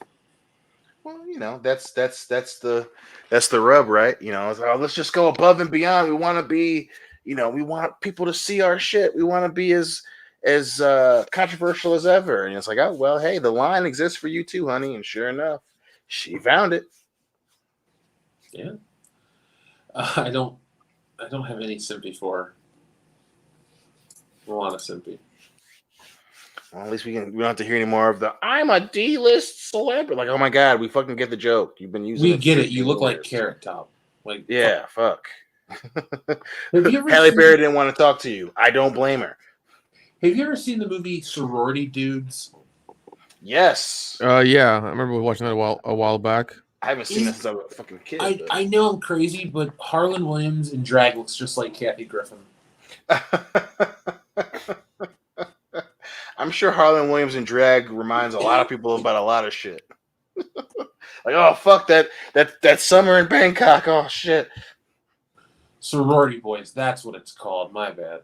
Yeah, dude that played Lex Luthor was in it too. Yep. Michael Rosenbaum. Oh god, that was dude, who that was. Yep, and then the dude from Seventh Heaven, Barry Watson, or what the fuck his name is. Yep. So they would not make a movie like this today. Hell no. I mean, rightly so, because it's Harlan Williams. Actually, I like Harlan Williams just fine. He's pretty fucking funny. For those who don't know, this is the movie we're talking about. Yep. It's a product of its time, dude. That's for goddamn sure. Oh my god. It was a movie. It happened. That was okay. great. So if anybody ever took a screenshot of this show, you could really, really be like, "What is this show about?" Read the screen, Dion. See? Yeah. And that's hilariously accurate. Wow. Just Hilariously accurate. Jeez. Anyway, I thought that looked like Kathy Griffin. I digress. Primer, Aquabush Hunger Force. That's better than the other one, so yes, I like Mike NYC says, I am a radar expert. USAF/FAA does not track civil aircraft within the United States. Most of the U.S. does not have radar coverage. Off the coast does. Oh. Well, they're... All right, fine. There's a reason That's for that. a legit answer from an expert. Yeah. I'm not even going to question at all. No. You are who you are. Okay, fine. I'll buy that. No problem. The tank of gas, though, I'm not going to buy. No. Maybe it's one of those planes that's like it's a green energy plane. It gets great gas miles. It's like a In Tesla 95? plane. In Yeah. 1995? It was an experiment. It was like the first one. In Ohio? Mhm. It was the Sure. birthplace of aviation. Yeah. Right? Yeah, that's where the Wright brothers are from. Yep. Yeah. Ohio. Yeah. Sorry. Nubis T100 says, wait a sec. The Black Widow family is important. The Star Wars Episode 9 family is not important. You can't take family home. What? You can't take a family name. What the hell, Disney? I mean, all I heard was a But bunch what's of this. real is family, family, family, family, family. God damn it.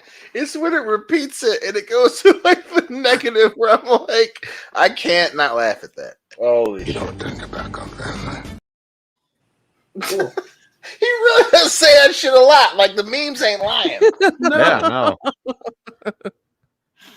That is a Oh my cornerstone of the franchise. It's a family film, family movies. Ken's gonna start saying it now too. Kids or Kendo? Kendo. Oh. Kids are saying it now. Wait, did he just equate me with the mentality of a child? No, bitch! That's right. Never. Let's see. Darian217 says Black Widow copied Wonder Woman 1984. One tank of gas covers 2 to 3 normal tanks of gas. What would normally be required? That's true. That jet flew for a very long distance. I mean, there's a great film like Raiders of the Lost Ark where you go, how did Indiana Jones get from, whatever to whatever? And it has a real reason and it has a made-up reason and whatever. But, like, if you're going to write something like that, find a way to write it where the audience doesn't question it instantly. Like, Right. Yeah, because It's an you editing see, problem. yeah, it's one of those things where like I was trying to do the math in my head. I'm like, nah, I didn't. There's no way it went that far and just didn't need fuel at least.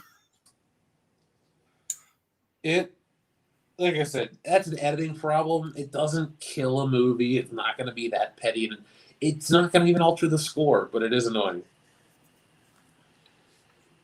Stunning and Brave, Paisley Hidalgo says, Old is to be written, directed, and co-produced by M. Night Shyamalan. Avoid it. Don't get honey-dicked. I don't know, man. What I don't know, is that? if enough people want me to watch it, I'll go watch it and I'll do a Patreon video about it. Oh, I'll go watch it for sure. I don't think M. Night Shyamalan has lost it. I think he's got his way. He found his way back, especially with some of his stuff he's producing, like Servant. That's a wonderful show. Yeah, I mean, like, Split was amazing. Glass was meh. That ending just, oh god. I still didn't see it. Ending is very frustrating. Because it ends with like a secret society kind of thing. That's why. Yeah. I'll pass. Oh. I'm sorry my pain is funny to you, Dion. Well, I mean, you were just Why? honest about Dion's pain is funny to us. I know. I was getting ready to follow up with that. it. Thanks for sticking up for me, you two-faced son of a bitch. Hey, I was defending you earlier. This is true. You were. But it was in front of your girl, so I don't think that shit counts. Yeah, she got offended by something you said that she thought I said. That was pretty funny. Yeah. Don't ruin it, Dion. I won't. Good. Be a friend. Jess Disembodied Chart Phallus says, I miss the feeling of Nick's toasty butt cheeks. Jesus. At least he's moved on. Right in the paint. God damn. God damn. Woo. Not just your butt cheeks, your toasty butt cheeks. Holy shit. Golden brown. Nothing to the imagination. He said, I'm missing them toasty ass butt cheeks, boy. Where you at? Come find me. It's fucking July. Is that his new name on the channel? Toasty butt cheeked Nick Utan. Yes, it is. Yes, it is. He is now toasty butt cheeks. Oh god. I'll take it, it's toasty butt fine. cheeks. Toasty butt cheeks, Nick Utham. I can get down with that one. Toasty butt cheeks. That might be the greatest pickup line I've ever heard in my life. Yo, man, I'm missing your toasty butt cheeks. Like, anyone here is gonna be like, what? The funny thing is that can only go either way. Either they're gonna think they're gonna love hearing that, or they're gonna just be like, what the fuck is this guy's problem? It sounds like a bad bar, the toasty butt. I might. Yeah. Oh god. I'm Coming 2023, World Class Bullshitters opens their own bar, the Toasty Butt Cheeks. the toasty on Michigan Avenue in San Francisco. The toasty Hey, all money is equal to me. That's I don't right. care There you who go. wants to drink at our establishment. If There it you pays, go. it pays. That's Yeah. right. We will open Turn the fucking the Dennis. toasty butt. Our signature drink could be the Toasted Butt Cheeks, and it's essentially Jeff, like we a need to be- flaming Homer. We'll just put a bunch of shit in a glass and set it on fire. Oh my god. No, Jeff, we need to like, roam the country and do random pop-ups with toasty butt cheeks. It's like our own food truck. There you go. There you go. And the thing is, every bun is toasted. Dude, no matter what you get, it's toasted. We don't even ask if you want your sandwich toasted. It's just coming toasted. That's how all restaurants should do it. And Nick's gonna make the drinks like Dennis and Always Sunny. What's going on, boys? What can I get you? Yeah. And but the thing is, we're gonna make him take his t-shirt and like take the bottom and like tuck it up through the top. No, he's wearing Hey, crop guys. tops with them toasty butt cheeks. Yeah. I mean, whatever you see in your head is fine. That's perfectly fine. Yeah, we'll It's just not- make it's him not wear weird at like a all. faux Hooters girl outfit. Hey guys, do me a favor. Humor me for a second. Play a game with me. Okay. I'm going to read you a headline from We Got This Covered, Oh, and fuck. tell me what's wrong with Yeah. It's from We Got This Covered. Game over. it. Yes, that's one of the things against it. Entire original Power Ranger team may return for upcoming reboot. Well, the Yellow Ranger's deceased, so I don't Yes. see how that's gonna Yeah. happen. We're one short, guys. Yes. Tui Tran's been dead for 20 years. So Oh, that's. jeez. I just wanted to put that out there. That's starting to pop up, and people are talking. Oh my God! All the original Power Rangers are coming back. Not all of them. Don't There's check We Got This an Covered. asterisk there. Yeah. R.I.P. Tweet Tran. Yeah, Oh, definitely. that's how they should do it. The entire cast is coming back with a little asterisk, and on the very bottom, a little print. Tui Tran's dead. She won't be here. But we'll try to dig her up Word if it we a bit can. nicer, but Oh yeah. my god. Yeah. Okay. Marksman of 117B, thank you very much, says they don't want them to succeed. Complain forever. I mean, it you're is onto fun to something there. complain forever. It's like the best Batman movie, Complain Forever. Doug Keller says, all quiet on the Western Bush. Mhm. The Stunning and Brave Paisley Hidalgo says, with all the media doing to Black Widow, why is why I believe Mad Max 4 Fury Road bombed despite MMFR was announced, or was, besides MMFR, was nominated and won countless awards. Yeah, the media might be turning people off because I went and saw Mad Max Fury Road on opening night without any kind of context. Phil's like, we gotta go see this movie. And I'm like, okay, Phil, you seem very excited. I want to see the Avengers again, but we'll go see Mad Max. And I didn't know anything about Mad Max going in. I was like, yeah, that was awesome. And then hearing the way people talk about it, I've never watched it again. And I bought the disc. That narrative and the stuff like that really can turn people off from a movie, good or bad.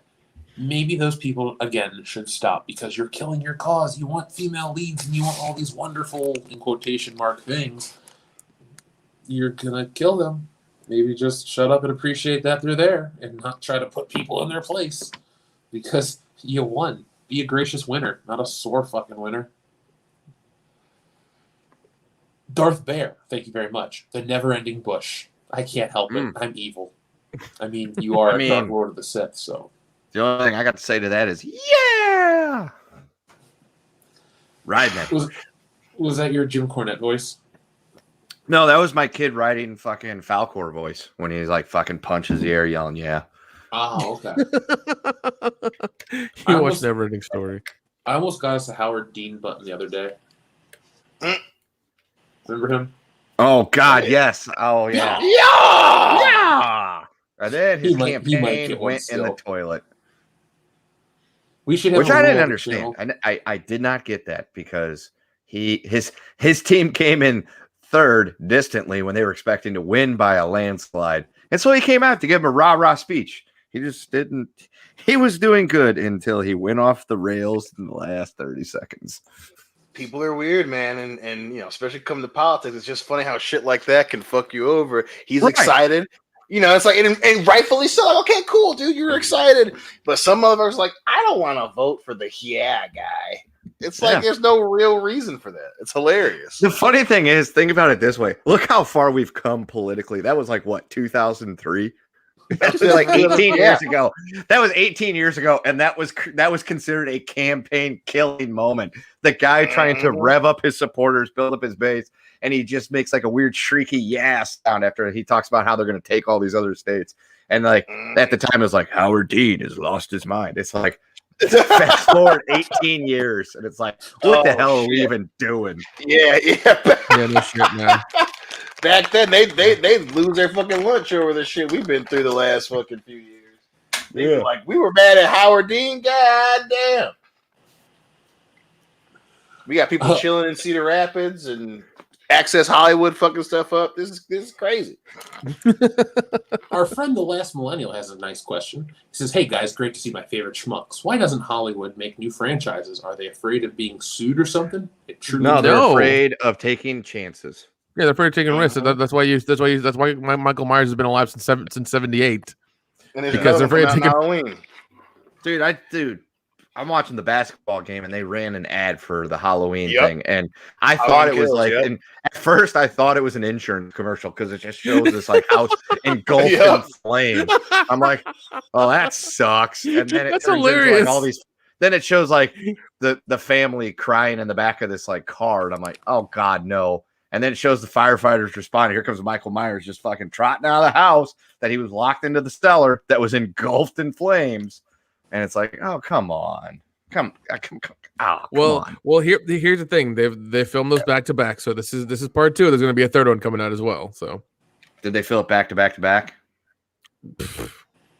No, they only had enough money for back to back, not back to back. They didn't three-peat it. They couldn't three-peat it. Couldn't No. afford it.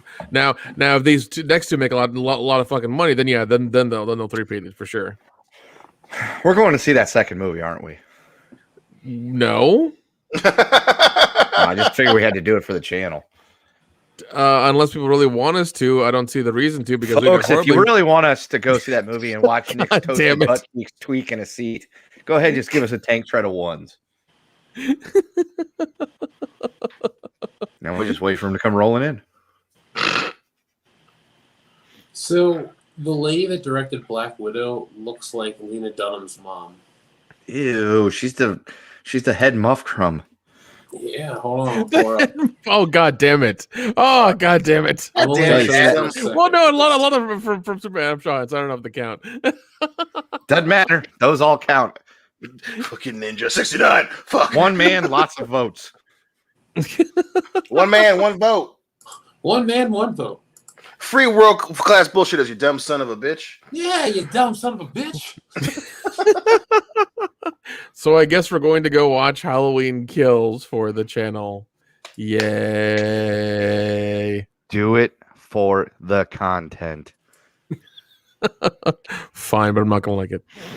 No one says you have to like it. I'm already predicting it now. At least 3/4 of this channel will hate that movie.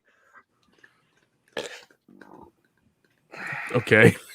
Yeah. So I mean, you got a 50-50 chance here. He You know. looks like Homelander. Fucking laughing. Like, that's so funny. She looks like Homelander.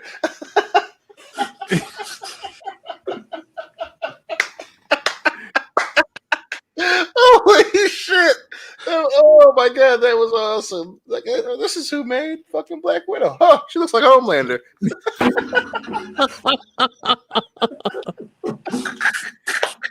Oh fuck. Oh, that was great. That was great. Laughing Stock, I love you. Oh fuck. just now from now on, whenever like someone makes a movie I don't like, I'm just gonna be like, man, that motherfucker look like Homelander. Folks, we are only 108 likes away from that 1,000. So hit that thumbs up. We can make it happen. We'll add an extra Good Morning Pop Culture, make it nice. Number 8. There are 7 in the hopper. Number 1 starts this Monday. Excuse the creaky chair. I'm in a hotel. I apologize. Let's see where we were. Yakuse says Elizabeth Berkley stars in Showbush. I mean, they did in that movie. Yeah, they did. Very true. Yeah. Gina Gershon. Mm. She didn't. She should have had a bigger career. Agreed. And a bush. Go watch Killer Joe. It's American, but you'll never be able to tell. Mm. What? Go Big War, Go Home says, "What's eating Gilbert's bush?" Oh man. Nice. Oh my god. Whoa. The mom in that movie always pisses me off. Because she's so fat. She's just annoying. But I whatever. feel bad for the axles on the car for sure.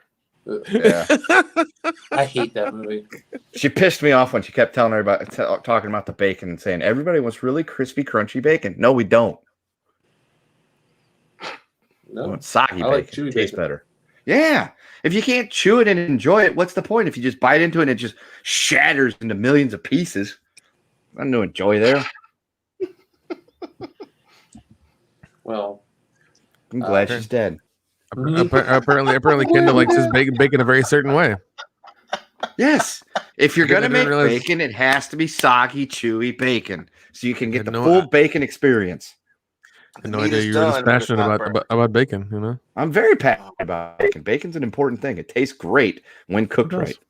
When It it's does. burnt to a crisp and you bite into it, it shatters and you stab yourself in the gums with it. It's not enjoyable. hey guys, Who hurt you? No, hold on. Kendall, who hurt you with bacon? Who did this? People that cook it poorly. Okay, all right, buddy. like a Shoney's. It's like, yeah, well, yeah. It's like anytime it's like eating a steak that's cooked past rare. They've ruined it. fair enough. I'm a medium rare guy myself. But Medium You rare, pick it that's up where- and you look at it and you hold it up and you say, "Listen here, garçon, this thing is way too pink. It needs to be more red." And you throw it at his fucking French face. Garçon means boy though. It doesn't matter what it means. He got my steak overcooked, and I want a better one.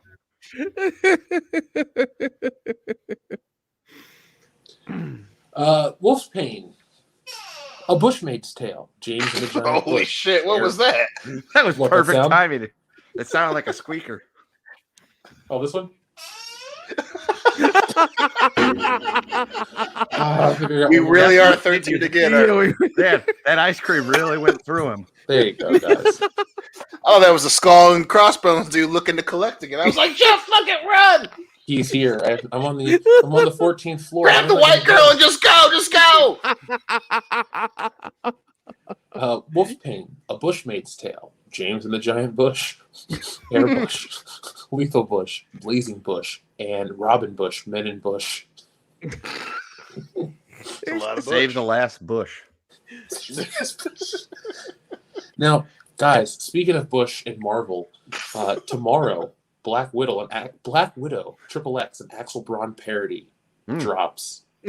Holy shit. For real? Well, I mean, it's really good timing if they want to piggyback off that movie. Well, here's a funny thing is that, like, from what I've heard is that Axel Braun's a big Marvel fan, and apparently his stories some of his stories are better than what fucking Marvel does and more accurate because he actually knows the goddamn characters. Well, wasn't it Axel Braun that did the She-Hulk Royal Rumble one too? And, yeah, he did do Captain Marvel, yeah. But didn't he do the one with China where she was She-Hulk and Queen of the Ring, where she like banged all those like parody wrestlers? That wasn't John Cena.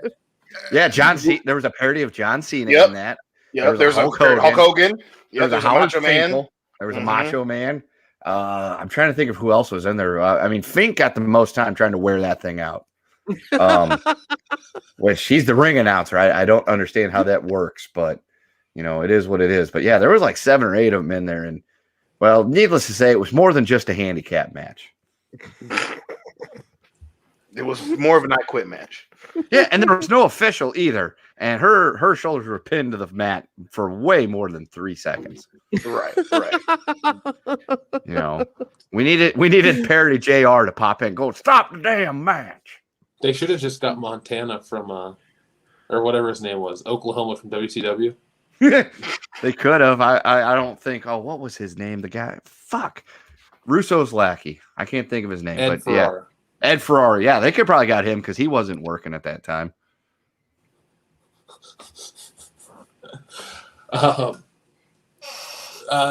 So, would you guys watch the Black Widow Axel Braun parody? Damn yes. right I would. Lisa Ann was Stephanie McMahon in that parody. Oh God. How am I so far behind? I've been a little busy.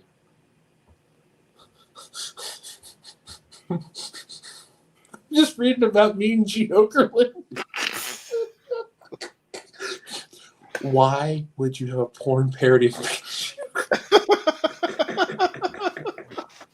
I mean, the real question is, why wouldn't you have a porn? I'm about to say, yeah, that's a lot closer to the truth. Is why wouldn't you? I can't see a real reason why not to. Let me tell you something, Mean Gene. I'm about to come. The best part is, here's the thing. Can you imagine that pitch meeting? Because one, all right, you're already shooting an adult film, so the pitch meeting is not being taken seriously to begin with. And then you got China there, and they say, listen, how would you like to do a gangbang? And she's like, okay, I'm in. And then it turns into, we're going to call it China Queen of the Ring, and it's going to be a wrestling porn parody. And she's like, okay, I'm still in. And it's like, here's the guys you're going to be working with. And they're dressed like all these fucking wrestlers, half of which she never encountered in her career. And it's like, so what's going to happen? Oh, they're all going to take turns just banging you in the center of the mat. Oh, okay. Yeah, we're in. It's like I said, I can assume the pitch meeting probably had to have gone something like that. And with it being that type of movie, I mean, how can you not say yes to that at that point?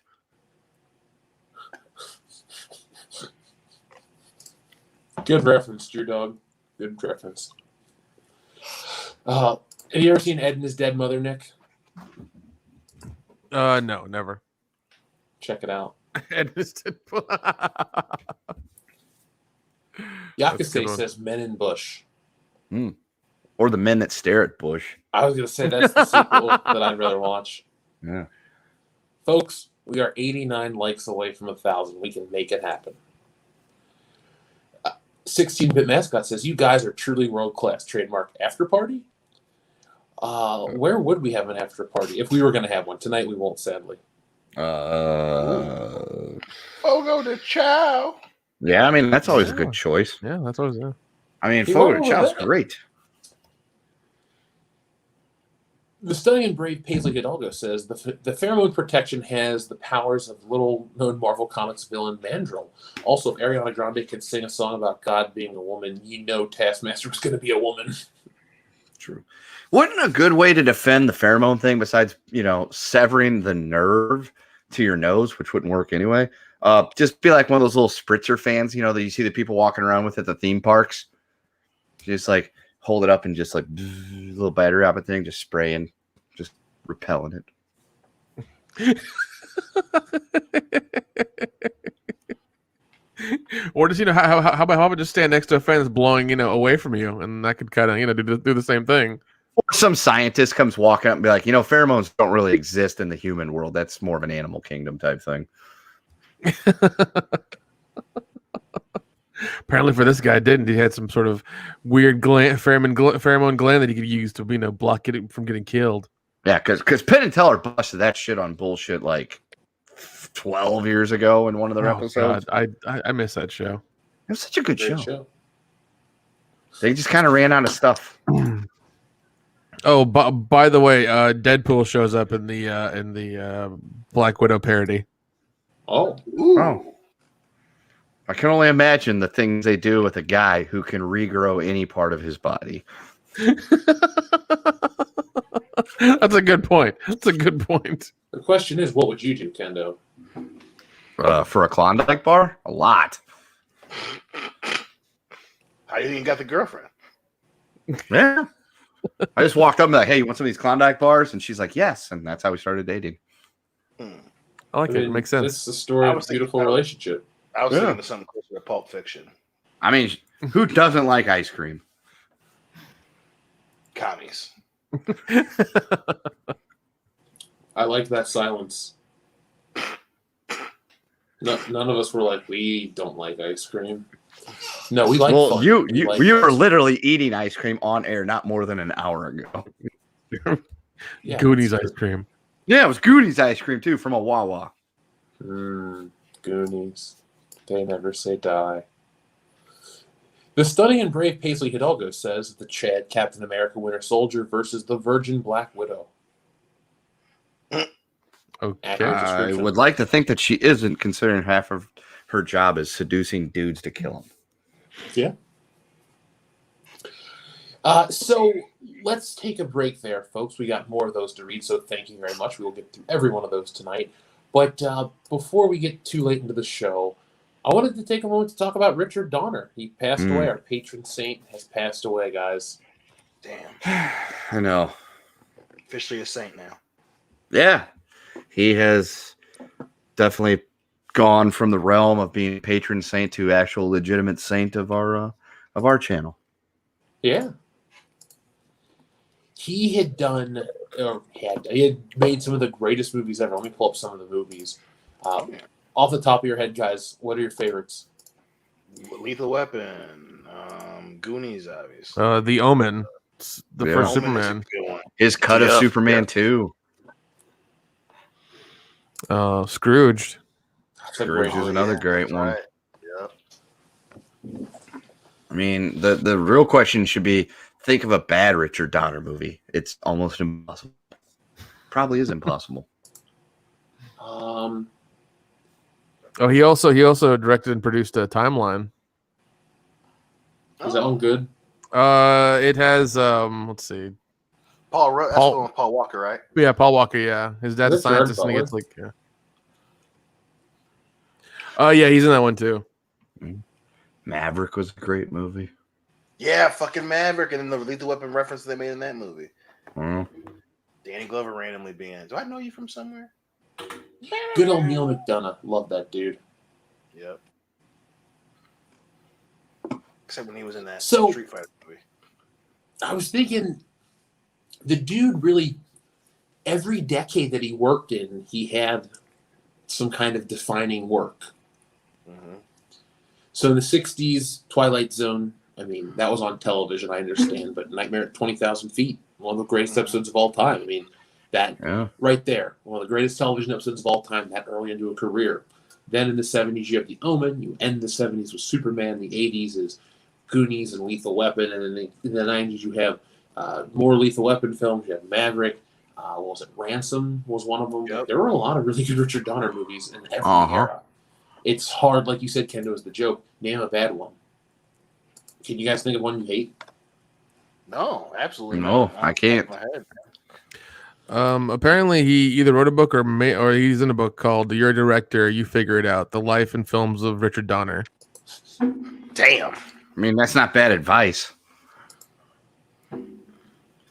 God, not only did he direct a bunch of great shit, he produced a great deal of work too.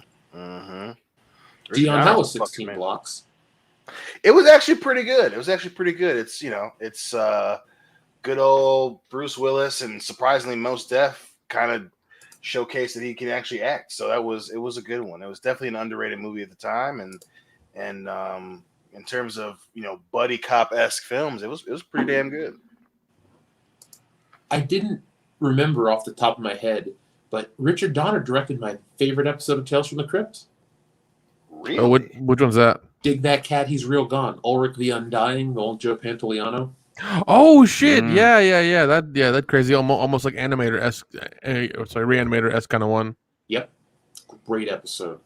God damn, folks, that's got a twist and a half. I won't spoil it for you. Just go and watch it. It's great. But yeah, I mean, Superman changed the way we made superhero movies for decades. That Superman formula was reused for Batman, definitely reused for Spider-Man.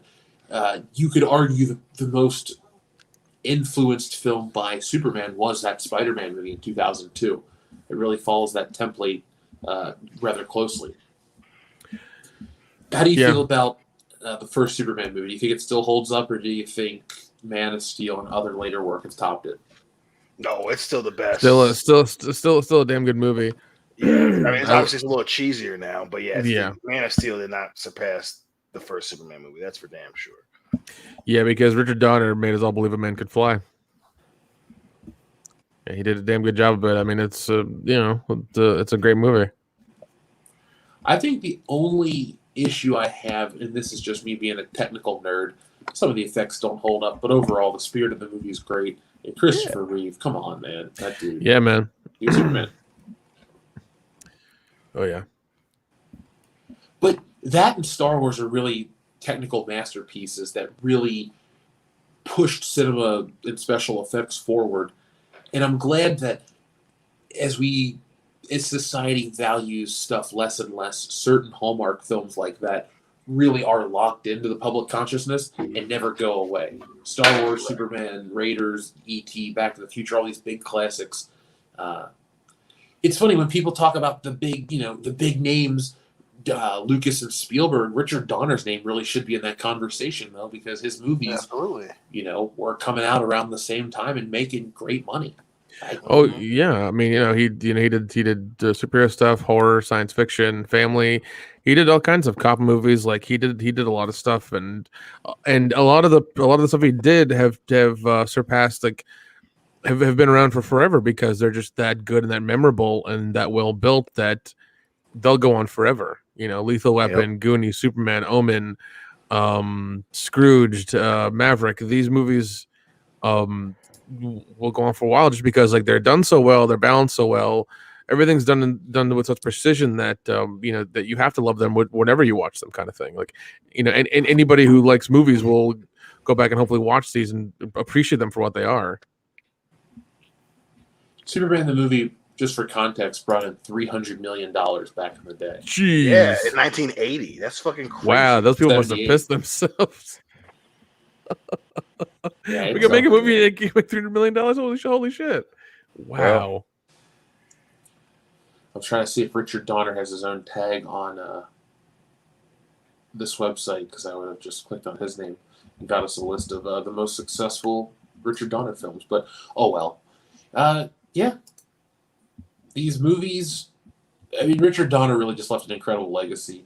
It'd be great to say, oh, it sucks that he's dead and this, that, and the other. Yeah, it's sad, but he's also 91. I mean, right. Yeah. How do you sit and go, oh, look, the man had a great life and left a great legacy. That's all there really is to say about it. Yeah. Go out and watch his movies. seek them out. They're great. He kind of became our patron saint as a joke when we realized everything he made was awesome. Yeah. Yeah. A lot of our favorite movies are Richard Donner directed movies. And yeah, he became the patron saint, and you know. So unadjusted for inflation, according to the numbers, if you go over to the technical credits aspect, the number one thing that Richard Donner is credited on is X-Men Origins Wolverine with a box office of $374 million.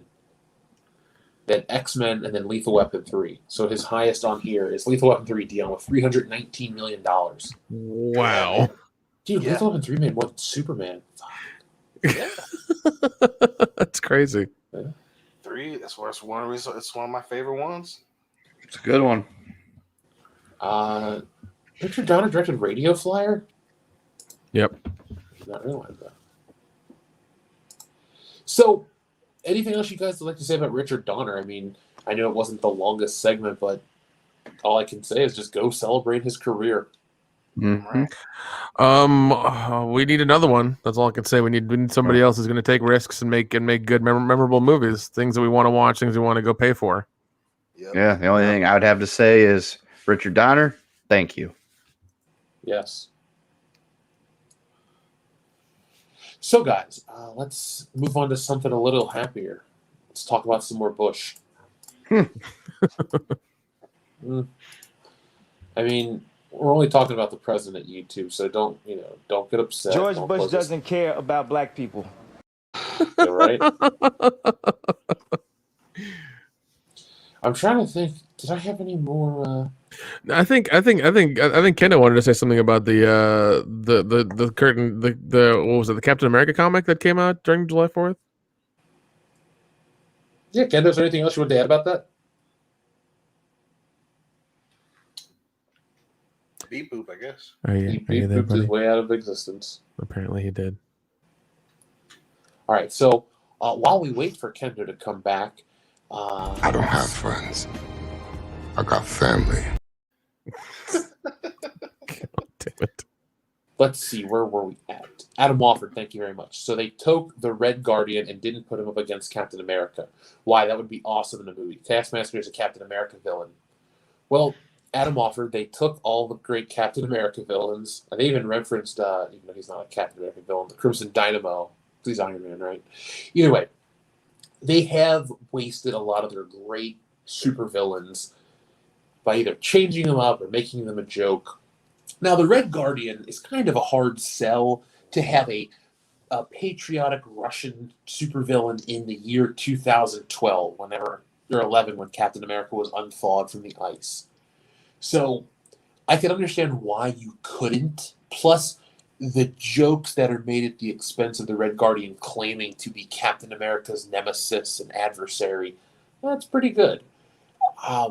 It's not one of those situations where it's like, oh my God, they disrespected the character just for a joke. It's the character is a product of the Cold War and, the Soviet Union. That is all done.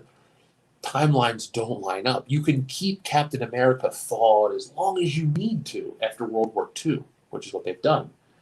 But he's not going to run into some of these other things, like a Red Guardian. And Taskmaster, they shit the bed on that one. That being Dragov's daughter was stupid. I did not like that twist at all. It was not entertaining in my eyes. Adam Wofford says, I wanted Hawkeye and Black Widow instead of this movie. Well, Adam, the post-credit sequence involves Hawkeye, so Florence Pugh's character is coming after Hawkeye. Yeah, Wesley Snipes, y'all, says, what's your favorite cheese? Dion, what's your favorite cheese? Smoked cheddar, baby. Ooh. Nick? Asiago. Kendo? Red Leicester. I enjoy blue cheese or a good champagne cheddar.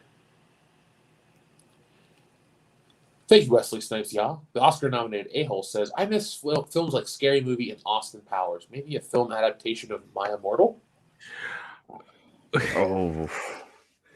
Well, see, Scary Movie was good until the Wayne brothers got kicked the fuck out, and then it became immediately bad. Yeah. Is that what happened? They got kicked out?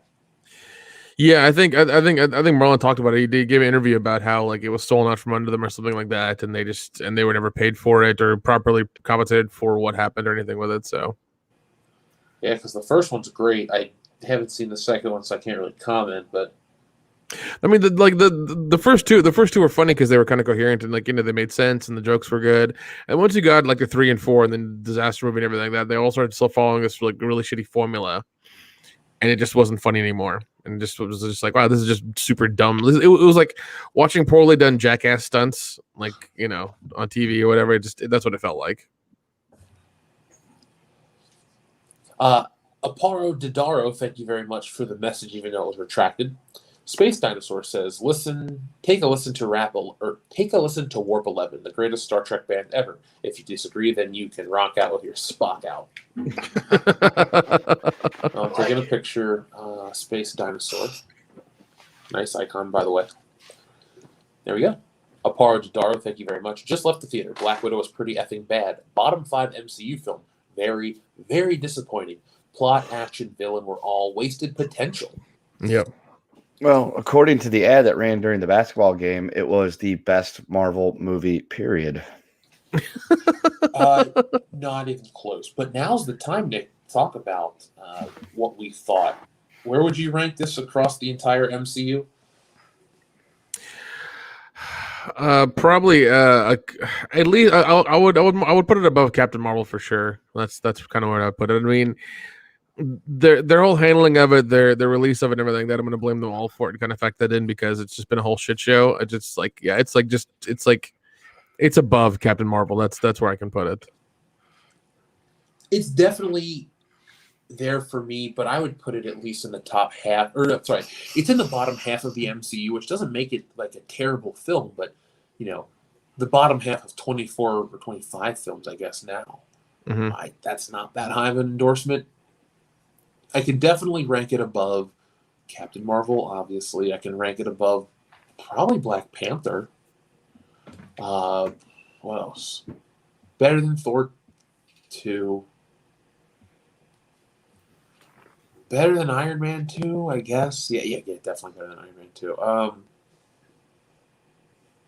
It's in that weird low range. It's so rare that like for a couple years, Dion, we would go see these movies. I'm like, I don't know, man. It could be my favorite. Not anymore. Yep, that's not the case these days, is it? I miss those days. I do too. Let's see. Adam Wofford, thank you very much. He says, waxing and shaving. Things only the Sith know. Bleached out bush and fear in Las Vegas. The ultimate across my black ass. That's my full bouncing bush and my big black hairy bush ass. What the hell? That's from Adam Wofford. I'll reread it for you. Waxing and shaving. Things only the Sith know about. Bleached out bush and fear in Las Vegas. The ultimate crossover. My black ass meets my full bouncing bush and my big black hairy bush ass. Yeah, we're definitely gonna tag for this one. Thanks, YouTube. Yeah. Yeah. Isn't that great? I'm joking. Doug Keller says the Bush Aquatic with Steve Zissou. I'd watch that. I would too. It sounds like a good time. Darian217, thank you very much. He says, Dion, in a week there'll be nothing between us. Oh yeah. Oh, okay. Yeah, Dion, in a week there'll be nothing between you and Buffalo Jeff. Buffalo Jeff better keep his ass at home. He might come hanging out. You don't know.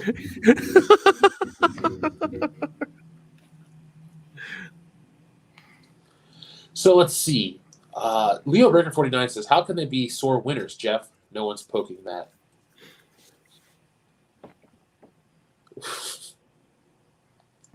Fair enough. Any comment on that one, guys? I don't know exactly what he meant. Yeah. Joseph Bianowicz says, the drink nicks toasty butt cheeks, Kahlua, Bailey's, Amaretto, Frangelico, and Southern Comfort. Enjoy.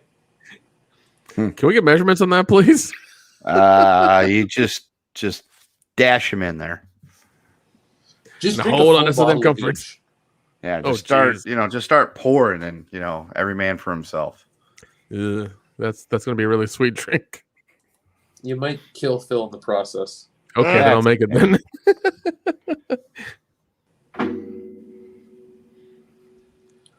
Let's see. SA Trebles 08 says how Stella got her bush back. I mean, she just waited 4 to 6 weeks. What did she order it or something? You're right. What? Shit. Yeah, Merkin by mail. Yeah, got it from Alibaba.com for all your needs. Oh God. Yakase Dances with Bush. Did Kevin Costner direct that one too, you think, guys? Not well, but sure. He tried. Commander Pluto, I love this. I missed last week's stream, but I came up with a good movie title. Hunt for the Red Dildo. And we're off YouTube. Well, he started the show with the word dildo. That's true. We did mention the word dildo a few times at the beginning. Yeah, dildo was mentioned quite a bit. So, Do you like the title though? Yeah. Yeah. I'd pre-order that one. Yeah. I'd read that comic book. I'd make that comic book. Oh man, we're 44 likes away. I don't think we're gonna get it because we only have one more super chat left, and then I think we're gonna close the show out. So, folks, if you haven't hit that thumbs up button, we're so close to hitting that 1,000. We can do it. We'll keep talking for a minute while we do it. Wildman Beyond says, like Lethal Weapon 5, there was talks of Donner to direct Goonies 2. He always talked about doing that for a while, but see, personally, I think if you don't do a sequel after like 5 years after you've done the first one, then you're done. And to do it when they're all grown up doesn't make sense either. Like, what, they're going to be in their 40s with their big ass shoes trying to find fucking treasure again? No. Yeah. When you're an adult, hunting for one-eyed Willie's treasure is a different thing. That's very true. It's very true. But yeah, it just Yeah. That adventure involves sugar walls.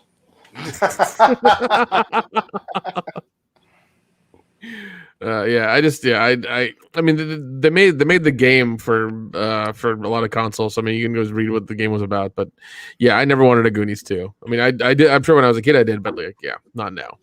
I'm glad it's not happening. So, well, the Goonies is one of those movies that never needed a sequel because the best sequel is the adventure you go on in your mind. And I know that sounds a little cliched, but everybody wants to go on that great adventure. Every kid wants to fantasize, oh, I'm going to go off of this treasure map and I'm going to go find One-Eyed Willie's treasure and all that. Every kid wants that. So when you watch the Goonies, the next adventure is whatever you make it. I know this sounds kind of mean, but like the best a Goonies sequel would have been the Monster Squad. And that's just a lesser version of the Goonies as is. So I'm glad we never got a Goonies 2. I came to that realization on Tuesday when I watched it after Richard Donner had passed away. It's great the way it is. I love it. 10 out of 10. Wouldn't change a thing about it. But I'm so glad there was never another story to tell with those characters. Yeah, I agree with you. There's no way you could have like done a correct sequel to that because it wouldn't have made sense at all. You know, I don't know what are they all clean up the dad's museum again and find another treasure map or something even weirder? I'm like, no, so it wouldn't work. Now, in terms of Lethal Weapon 5, what do you think a fifth Lethal Weapon would have been, Dion? Since the fourth one felt like a really great conclusion. I think it would have been a come out of retirement type movie. You know, Riggs and Murtaugh finally retire. Then there's the one case that the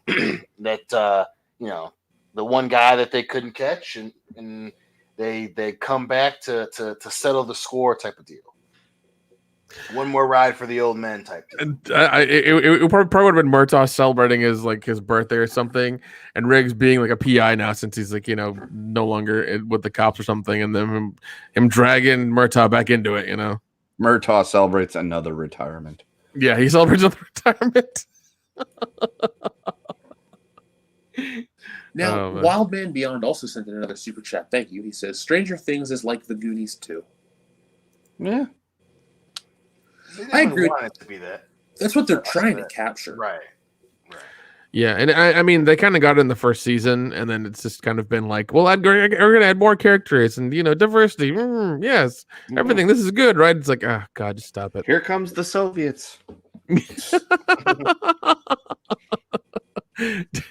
making a nuclear bunker underneath a new mall. Yeah. The kid's upside down is tingling. We have to follow him. Wait, what show did you watch? That's not important. Okay. I think that it raised the bar in terms of Goonies done well in a today setting. Stranger Things was fun and digestible for the right audiences, but it made it feel like it took it to the next level, if that makes sense. Yeah, no, it did. Part 2 really shit the bed because they did a whole sequence about the kids again, which just didn't make sense in part 2, but that's here nor there. It's not though, because dude, they dropped the ball so hard with that one. Yeah. Yep. We saw that shit at Horror Hound and we were disappointed. But thank you, Wild Man Beyond. Wild Man Beyond also says Ghostbusters Afterlife will be like Goonies 2 with ghosts. Well, Wild Man Beyond, I did mention that in today's video about Ghostbusters Afterlife, trying to make up for Ghostbusters 2016. Therefore, it will copy it'll try to be like Stranger Things and It. And I think it should be closer to It than Stranger Things because it'll sell, but I think it's higher quality. Yeah, I mean, I want it to be good, but I don't know. I will go check it out, but I just hope it's good. All I want it to be is good. That's it. Just. But the way we've seen movies lately in the last 5 or 6 years, I don't think it'll happen. As much as they're trying and trying to make it good, and undo 2016, I don't think they will. So, folks, we need 7 more thumbs up. So hit that like button, and then we will go. Let's see. What are we going to do in the meantime? But what's real is family, family, family, family, family. Family. This might work. Did it work? Oh, almost there. We need 2 more, folks. Give me a number 16 while we wait. You want a number 16?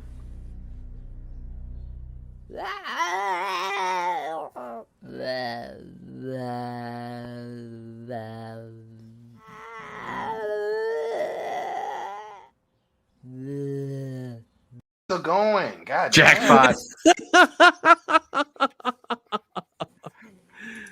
Are you still uncomfortable?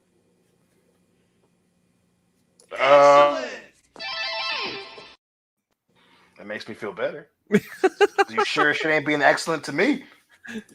You sure? Be excellent, Chewie.